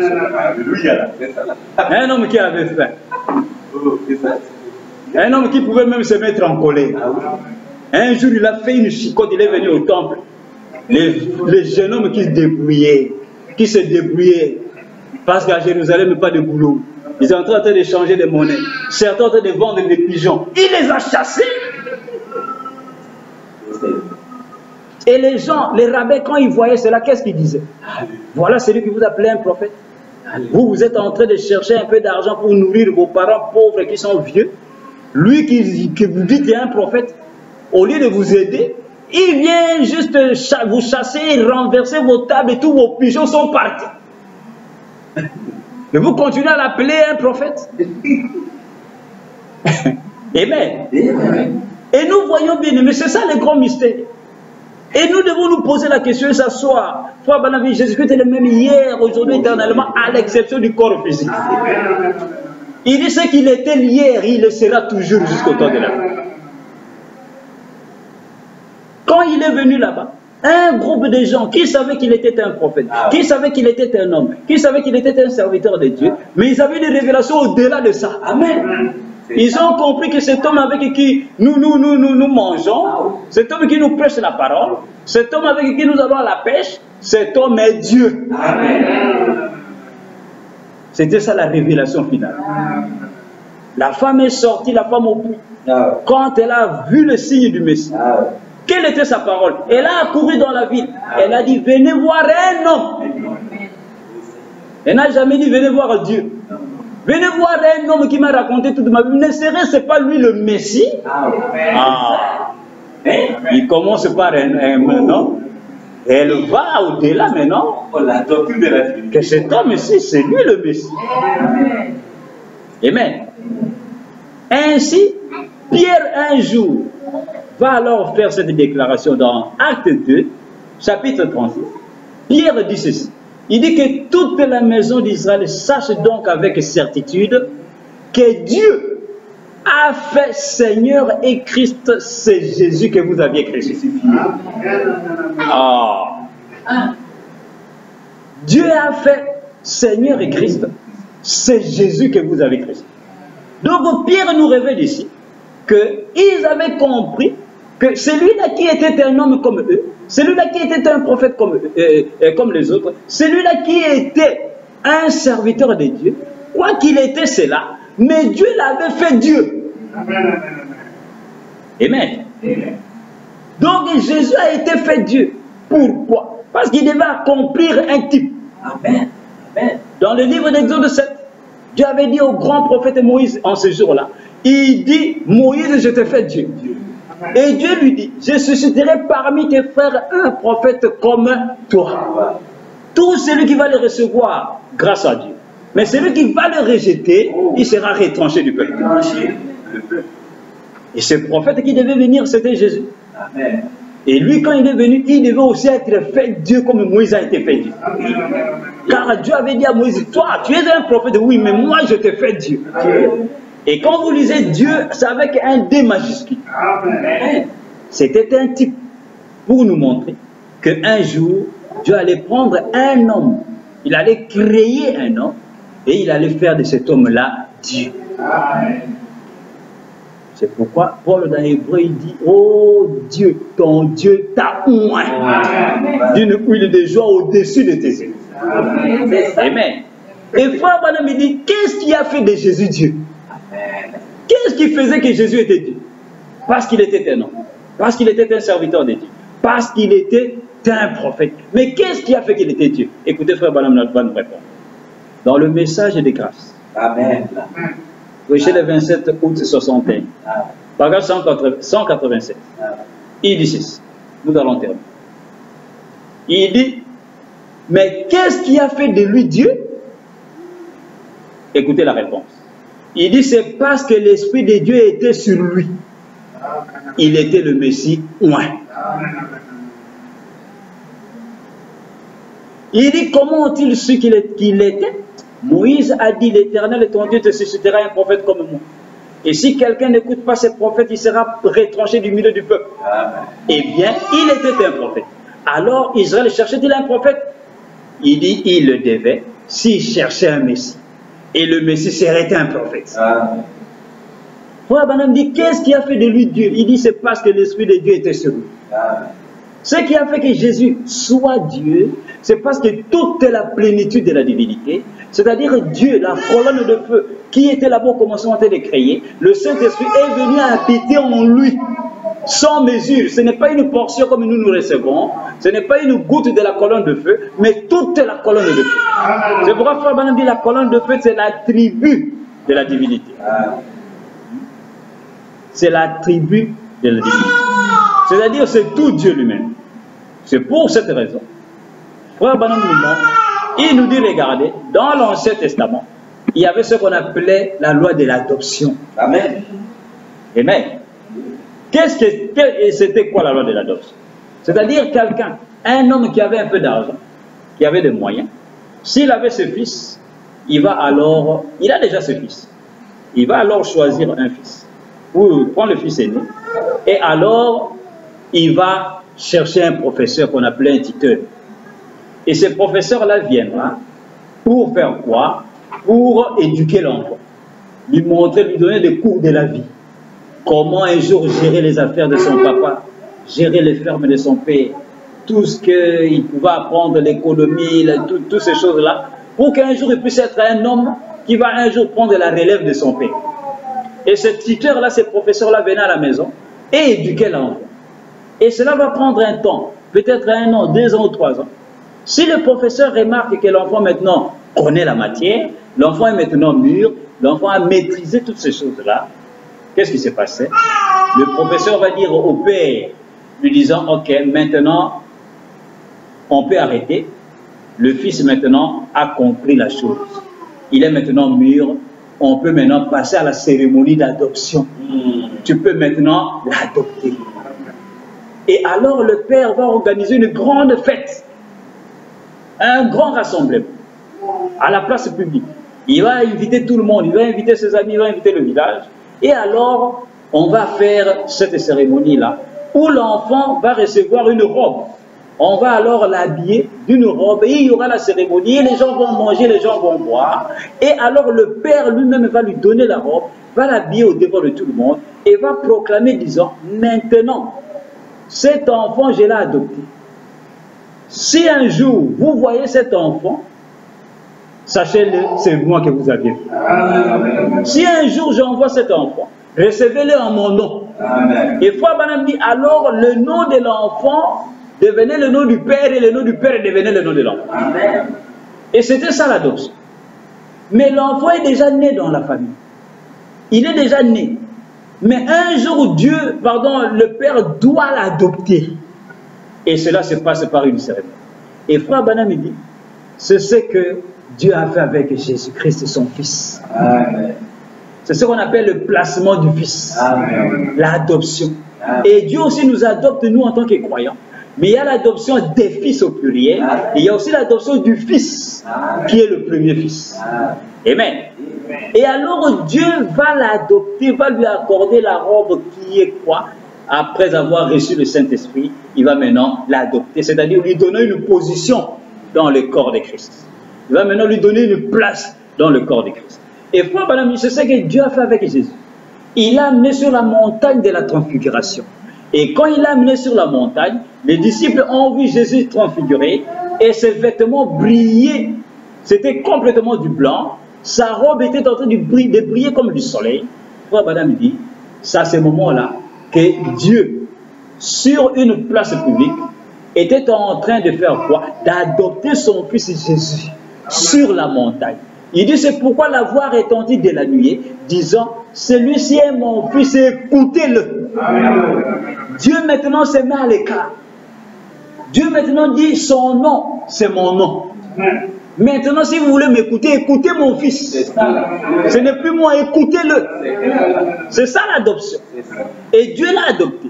Et quand Dieu a adopté Jésus de cette manière-là, Frère Branham dit, c'est à ce moment-là que le nom du Fils devient le nom du Père, le nom du Père devient le nom du Fils.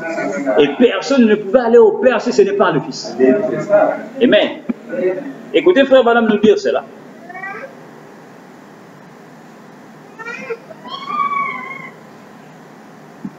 Écoutez dans l'adoption. Dans l'adoption prêchée le 18 mai 60, au paragraphe 192, il dit ceci.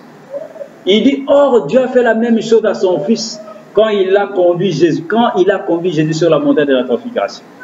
Il a pris avec lui Pierre, Jacques et Jean, les a emmenés là-haut. Ça, ce sont 3 témoins sur la terre. Il y avait Jésus, Moïse et Élie, et Dieu sur la montagne. Ils étaient là, sur la montagne.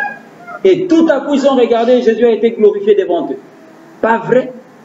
Combien savent que c'est ce que dit l'Écriture? Qu'est-ce qu'il a fait? Il l'a revêtu de la robe de l'immortalité et il a dit, ses vêtements resplendissaient comme le soleil. Pas vrai? Et une nuée les couvrit. Et Pierre et Jean, les autres, ils sont tombés la face contre terre. Ils ont regardé et il y avait Moïse et Élie qui s'entretenaient avec lui. Et Moïse était mort, enseveli dans une tombe non marquée depuis 800 ans. Élie, lui, avait été emporté au ciel en char 500 ans auparavant. Il dit, mais ils étaient toujours là. Ils étaient là à parler avec lui.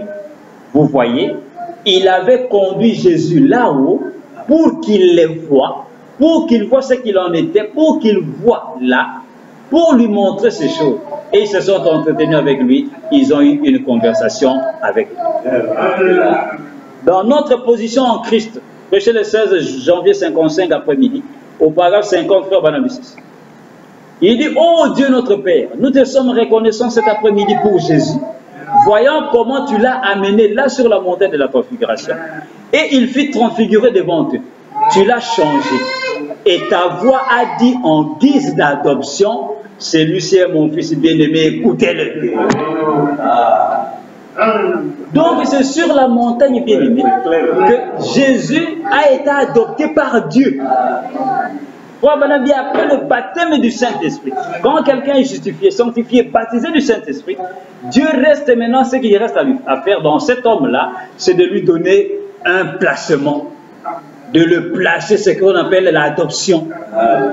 Et Jésus, après avoir reçu le baptême du Saint-Esprit dans le Jourdain, maintenant Dieu l'a amené sur la montagne de la transfiguration et l'a placé comment? En tant que Dieu. Maintenant, Dieu dit écoutez-le. Frère Branham dit Dieu c'est mal l'écart. Mais quand Dieu dit écoutez-le, ce Dieu-là est où? Il n'est pas quelque part. Il est dans cet homme-là. Ce n'est pas que Dieu est quelque part, il dit bon maintenant écoutez mon non, non. Dieu est dans ce même fils, c'est là où il vous dit écoutez-le.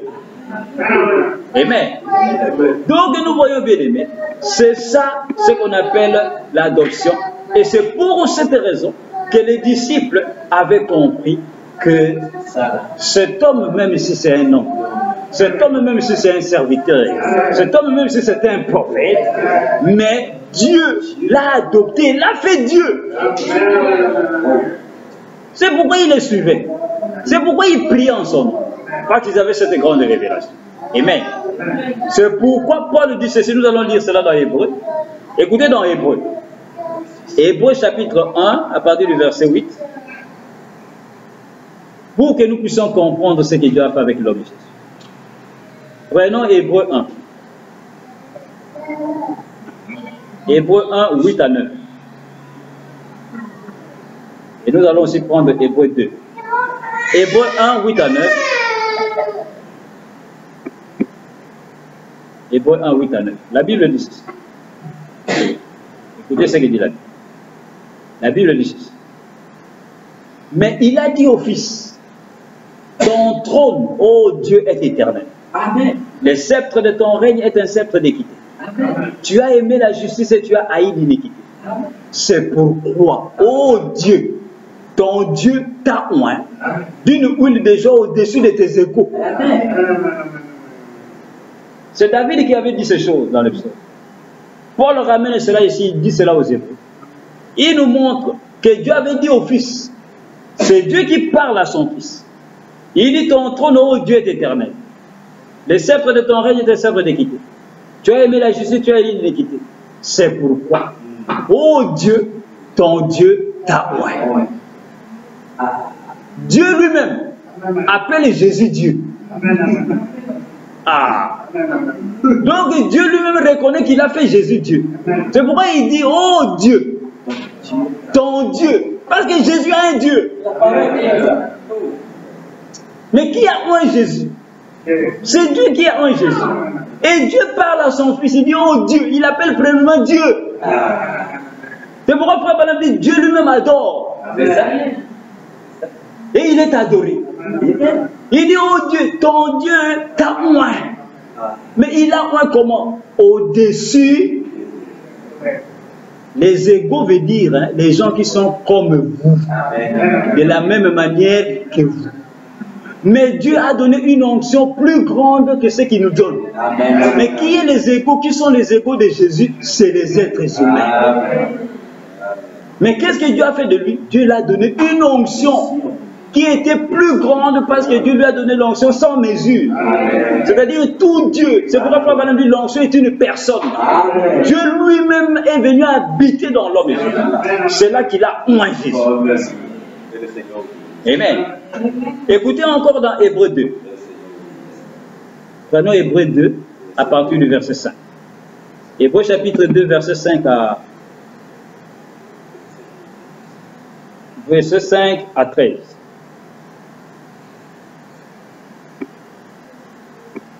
Hébreux 2, verset 5 à 13. Écoutez ce que la Bible dit. Hébreux 2, 5 à 13. La Bible dit ceci. Écoutez, il dit, Paul dit ceci. Il dit, en effet, ce n'est pas à des anges que Dieu a soumis le monde à venir dont nous parlons. Or, quelqu'un a rendu quelque part ce témoignage.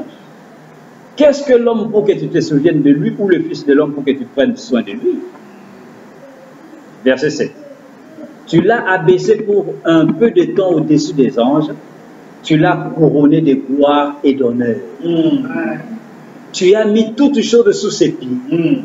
En effet, en lui soumettant toutes choses, Dieu n'a rien laissé qui ne lui fût soumis. Cependant, nous ne voyons pas encore maintenant que toutes choses lui sont soumises. Mais celui qui a été abaissé pour un peu de temps au-dessus des anges, Jésus, nous le voyons couronné de gloire et d'honneur à cause de la mort qu'il a soufferte, afin que par la grâce de Dieu, il souffrit la mort pour tous. Écoutez maintenant, verset 10. Il convenait, en effet, que celui qui, pour qui et par qui sont toutes choses, comprenez bien ceci, bien. Il convenait, cela veut dire, cela doit être ainsi. Il dit, il convenait, en effet, que celui pour qui et par qui sont toutes choses.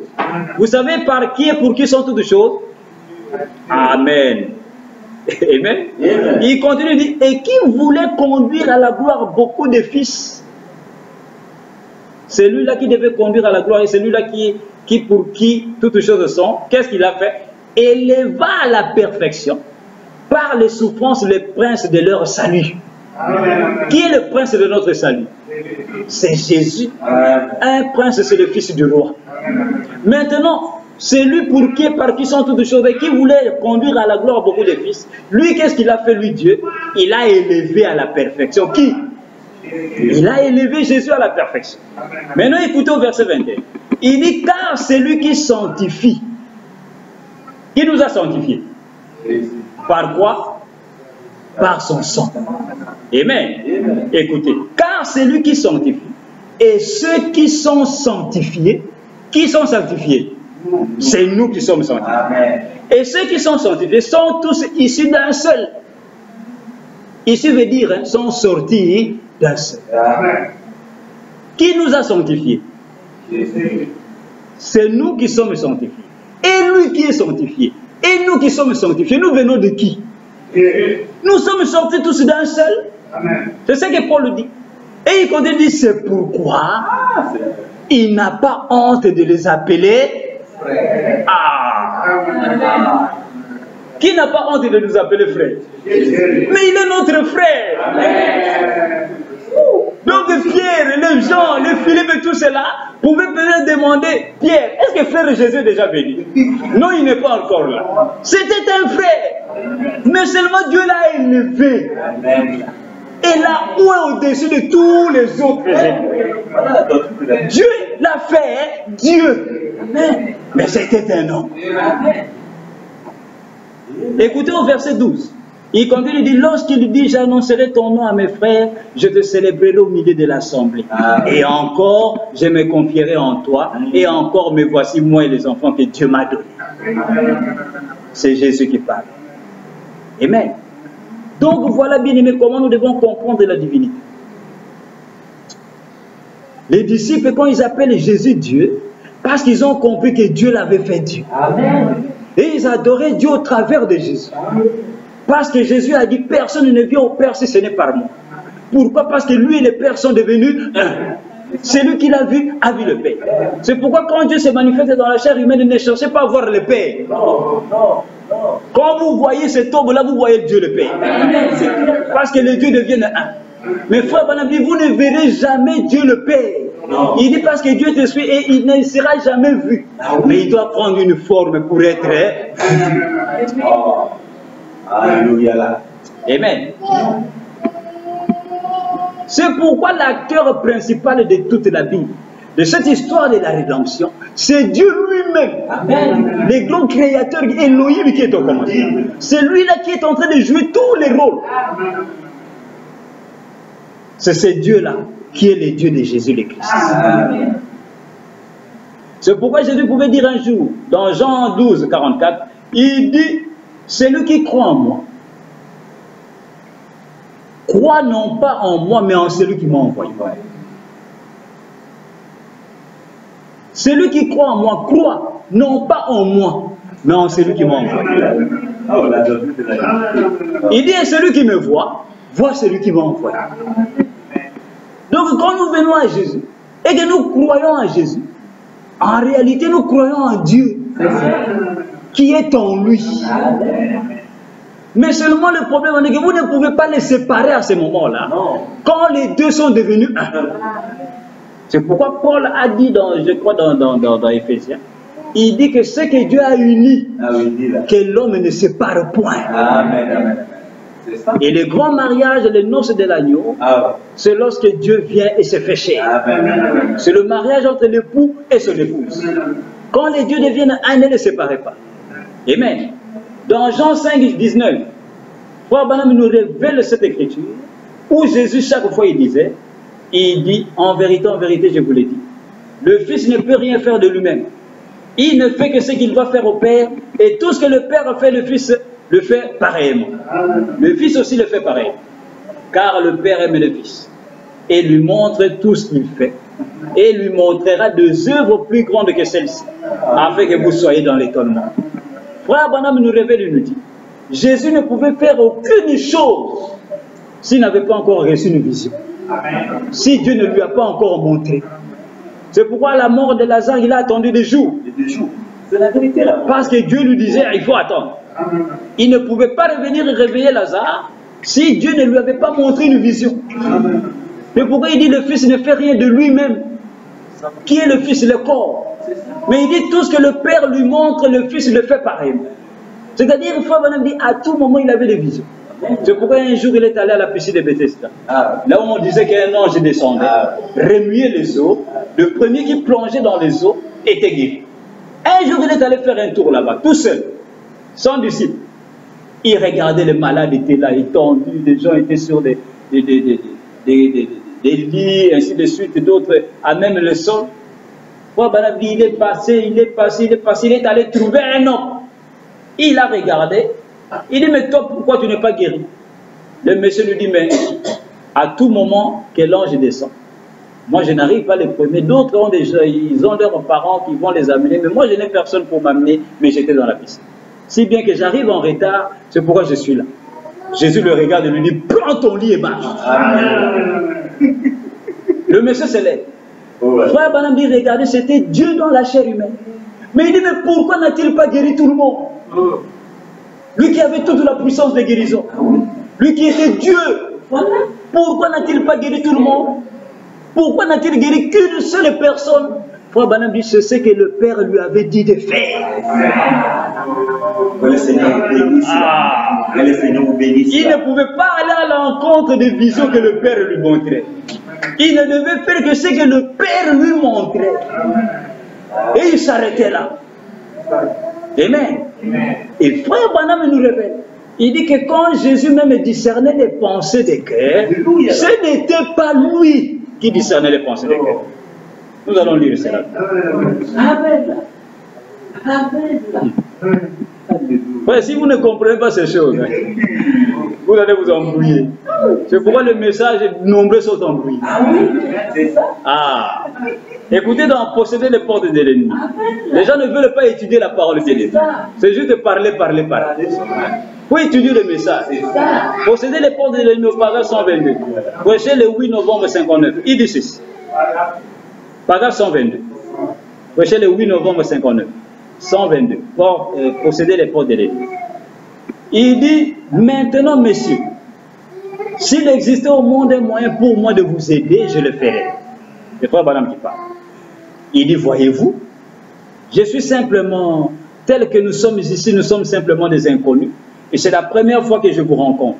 Mais j'ai la responsabilité en tant que ministre de dire la vérité et d'être un témoin de Jésus-Christ. Amen. Et maintenant, je ne veux pas que vous me disiez quoi que ce soit. Je veux simplement que vous me répondiez en disant si oui ou non c'est vrai, et ensuite laissez-le agir. Amen. Frère Branham continue, dit. Et s'il accomplit la même chose ici sur l'estrade, à travers ce corps-ci, qu'il a accompli à travers le corps de Jésus, c'est-à-dire Dieu en Christ, Amen. Jésus a dit, je ne fais rien avant que le Père qui est en moi me le montre. Il me dit quoi faire. Écoutez, Frère Branham dit, ce n'était donc pas Jésus qui parlait à la femme. C'était le Père en lui qui parlait à la femme. Ce n'était pas Jésus qui connaissait qui était Simon-Pierre. C'était le Père qui demeurait en lui qui connaissait qui était Simon-Pierre. C'est cela, vous voyez, c'est cela. Quand Jésus a dit à Pierre, ton Père s'appelle Jonas. Viens, je ferai de toi le pécheur d'homme. Frère Branham dit, ce n'était pas l'homme Jésus qui connaissait qui était Pierre, connaissait les noms de son papa. Il dit, c'est le Père qui est en lui qui parlait. Quand il a dit à la femme au puits, tu as 5 maris, tu en as eu 5, le 6e avec qui tu vis maintenant, ce n'est pas le tien. Tout cela, Frère Branham dit, ce n'était pas Jésus l'homme, c'était Dieu en lui qui discernait les pensées des cœurs. Mais pour les gens qui voyaient cet homme-là, ils ne connaissaient pas ce mystère-là qui s'est passé en Jésus. Et quand ils regardaient, ils ont dit, voici notre Dieu. Mais ici, le prophète est en train de nous révéler Dieu. Ceci n'a jamais été connu tout au long des âges. C'est pourquoi les apôtres, eux, quand ils voyaient cela, ils disaient, voici, nous avons vu le Messie. Nous avons rencontré le Christ. Amen. Amen. C'est pourquoi, bien aimé, nous devons comprendre. Frère Branham me dit, regardez, il dit à cette femme-là, parce qu'il était en train de discerner, il dit, si Dieu vient maintenant, pour faire dans ce corps-ci, ce qu'il avait fait dans le corps de Jésus, allez-vous croire? Voilà la question. C'est pourquoi l'acteur principal, c'est ce Dieu-là, mais seulement il ne fait que changer de forme. C'est lui-même qui a accompli son plan dans des formes différentes. C'est pourquoi Jésus n'était pas la première forme par laquelle Dieu s'est manifesté sous la forme d'un homme sur la terre. Donc Dieu un jour est venu sous la forme d'un homme avant même que Jésus soit né. Écoutez, Frère Branham va nous dire ça. Donc Dieu confirmant sa parole. Prochain le 16 août 64 au soir, nous allons terminer. Au paragraphe 236, confirmons sa parole. Paragraphe 236, il dit ceci. Il dit maintenant, souvenez-vous, ce n'était pas Jésus qui parlait à Abraham là-bas, qui pouvait discerner les pensées dans l'esprit de Sarah derrière lui. Ce n'était pas Jésus, il n'était pas encore né, mais c'était un homme, une chair humaine qu'Abraham appela Seigneur éternel. Cela nous montre, Jésus dit, comme il en fut au jour de Sodome. Écoutez bien, comme il en fut au jour de Sodome, il en sera de même lors de l'avènement du Fils de l'homme, lorsque le Fils de l'homme sera révélé. Il ne s'agit plus d'une église, c'est l'épouse qui est appelée maintenant. En ce jour, le Fils de l'homme sera révélé. Pourquoi? Pour unir l'église à la tête. C'est le mariage de l'épouse. L'appel de l'époux retentira lorsque le Fils de l'homme descendra et viendra dans la chair humaine pour unir les deux ensemble. L'église doit être la parole. Il est la parole et les deux s'uniront. Et pour réaliser cela, la manifestation du Fils de l'homme doit se manifester. Ce n'est pas un pasteur. Non, je ne sais pas. Comprenez-vous ce que je veux dire? Amen. Le Fils de l'homme, Jésus-Christ, descendra dans la chair humaine parmi nous. Amen. Et rendra sa parole si réelle qu'elle unira l'Église à lui-même, en sorte qu'il ne sera plus qu'un avec l'épouse et qu'ils pourront aller à la maison pour le souper de noces. Amen. Dit Amen. Amen. Vous voyez bien. Il dit Abraham n'a jamais vu Jésus. Abraham a vu un homme qu'il a appelé Dieu. Frère Branham dit qui était cet homme? Il dit c'était le Fils de l'homme, c'était Dieu lui-même sous la forme d'un être humain. Et il dit où est-ce qu'il a eu ce corps? Il dit il a créé. Il a pris la poussière de la terre, il a créé un corps pour l'un des anges qui était Gabriel. Il prend encore la poussière de la terre, il crée un autre corps, il dit ok Michael, toi entre, nous allons visiter le Père Abraham. Et Frère Branham dit il prend la poussière de la terre, il crée un corps et lui-même, Dieu Esprit, il s'est déversé dans ce corps. Ils sont apparus devant Abraham. C'est pourquoi il dit, Abraham n'a pas vu Jésus parce que Jésus n'était pas encore né. Jésus a été créé dans le sein de Marie. Comment Abraham pouvait-il le voir là-bas même s'il est Dieu? Abraham dit, Dieu peut tout faire mais il ne peut pas aller à l'encontre de sa parole. Il peut tout faire. Jésus pouvait avoir existé là-bas et être aussi encore créé dans le sein de Marie. Mais Dieu n'est pas comme ça. Dieu suit son plan. Amen. Mais nous voulons que ça soit comme ça, mais ce n'est pas comme ça. Amen. Amen. Dieu là-bas, dans le Nouveau Testament, Jésus, l'homme de Galilée, n'était pas encore né. N'existait même pas encore. Parce que Frère Branham dit, où a-t-il commencé? Il dit dans les seins d'une femme. En l'an 0. Ah oui. C'est là que le corps Jésus a commencé. Amen. Amen. Écoutez dans Hébreux chapitre 4, au verset 132-133. Hébreux chapitre 4, 132-133, prêché le 1er septembre 57. Il dit ceci. Il dit, comme nous l'avons vu l'autre soir, Dieu au commencement était esprit. Et alors, de Dieu est sorti le Logos, ou la théophanie, qui était en forme d'homme appelé le Fils de Dieu, préfiguré. Il est venu sur terre, dans un corps de chair, même avant de venir en Jésus-Christ. Il dit, il est venu sur terre dans un corps de chair, même avant de venir en Jésus-Christ. Frère dit maintenant, avalez ça une bonne fois, frère. Amen. Je vais vous le prouver. Le prophète savait que c'était quelque chose de trop dur pour les gens. Quelqu'un qui dit que non, Jésus, là-bas, Dieu était apparu avant même, il était apparu dans une chair humaine, avant même qu'il n'apparaisse dans la chair de Jésus. C'est là qu'il conduit, dit maintenant, avalez ça une bonne fois, frère, je vais vous le prouver. Il dit, quand Moïse l'a vu, il a dit, fais-moi voir ta forme, Seigneur. Et Dieu l'a caché dans le rocher. Et quand il est passé, il a dit, c'était le dos d'un homme. C'était cette théophanie exactement. Ensuite, il fallait que cette théophanie soit faite chair. Pas une autre personne, mais il fallait que la même personne se fasse chair pour retirer les guillons de la mort. Amen. Ainsi, nous voyons, bien aimé, voilà comment Jésus est venu. Et l'Ancien Testament, là-bas, Jésus n'existait pas encore. C'est pourquoi l'acteur de ces choses que nous voyons, l'acteur de toute la Bible, ce n'est que Dieu lui-même, le Dieu de Jésus-Christ.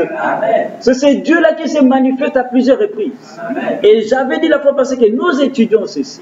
Pourquoi? Parce que nous allons voir le dimanche prochain que les promesses qui nous ont été données, l'une des promesses qui nous ont été données, c'est quoi? C'est que ce Dieu-là doit se révéler à nous au temps de la fin. Pour vous donner un avant-goût, allez lire la parabole de vigneron que nous trouvons dans Matthieu 21, 33 jusqu'en bas. La parabole de vigneron. La Bible déclare qu'il y avait un homme, Jésus dit qu'il y avait un homme qui était maître de maison. Et cet homme-là avait planté une vigne. Amen. Et il a creusé, il a mis tout. Et il a quitté le pays. Matthieu 21, 33, jusqu'en bas. Il a quitté le pays. Et Jésus dit dans sa parabole, il dit quand le temps de la récolte est arrivé, c'est-à-dire le temps de la moisson, il a envoyé ses serviteurs vers le vigneron. Amen. Parce qu'il avait mis des gens pour garder la vigne. Et il envoie maintenant ses serviteurs pour recevoir le produit de sa vigne. Et quand les serviteurs arrivent là-bas, les vignerons regardaient. Ils ont dit, ah, ça ce sont les serviteurs du maître. Ok, la Bible déclare dans la parabole de Jésus, Jésus a dit, les vignerons ont pris les serviteurs, les ont tabassés, ils les ont tapés, ils ont tué même certains. Ils ont lapidé certains. Amen. Et Jésus dit, le maître de la maison a encore envoyé d'autres serviteurs, en plus grand nombre. Et les vignerons l'ont traité de la même manière, les ont traités de la même manière. Ils les ont encore tapés, ils les ont tabassés et ils ont tué certains. Le maître de la maison dit ce n'est pas possible. Bon, maintenant, je vais maintenant envoyer mon propre fils. Parce qu'ils auront peur de mon propre fils. Et il dit, mon fils, va voir ma vigne là-bas. Nous sommes au temps de la récolte. J'ai laissé les gens en train de garder. Mais voici que je leur envoie des serviteurs, ils les tabassent, ils les lapident, ils les tuent. Mais toi, mon fils, peut-être ils auront peur de toi. Ils auront peur de moi. Ils auront un peu du respect. Va. Mais quand le fils vient, les vignerons disent, oh, gloire au Seigneur. Il a envoyé son propre fils. La Bible déclare dans la parabole de Jésus, il dit, ils ont tapé le fils, ils l'ont tué. Amen. Il dit, les vignerons ont dit, voici les fils, voici l'héritier. Tuons-les et emparons-nous de son héritage. Amen. Et ils l'ont tué. Maintenant, Jésus, dans sa parabole à la fin, il pose la question. Il dit maintenant, lorsque le maître de la vigne viendra, que fera-t-il à ces vignerons?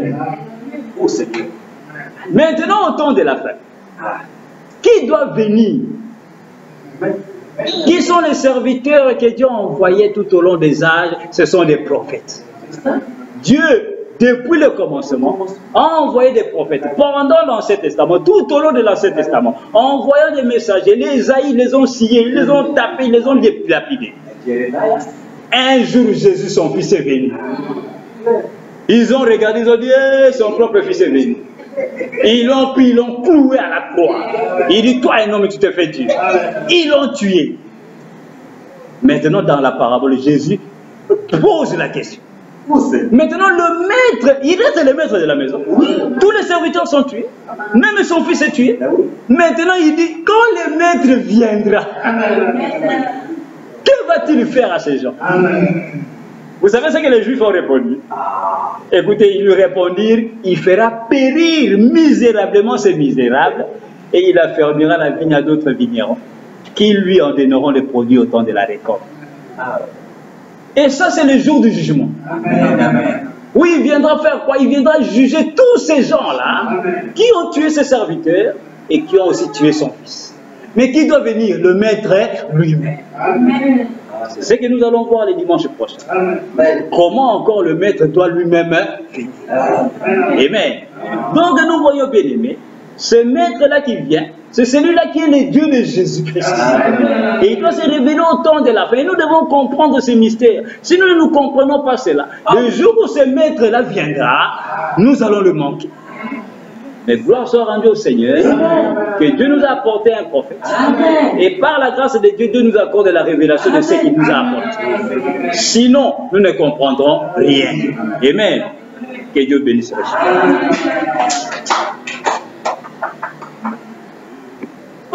Nous allons incliner nos têtes.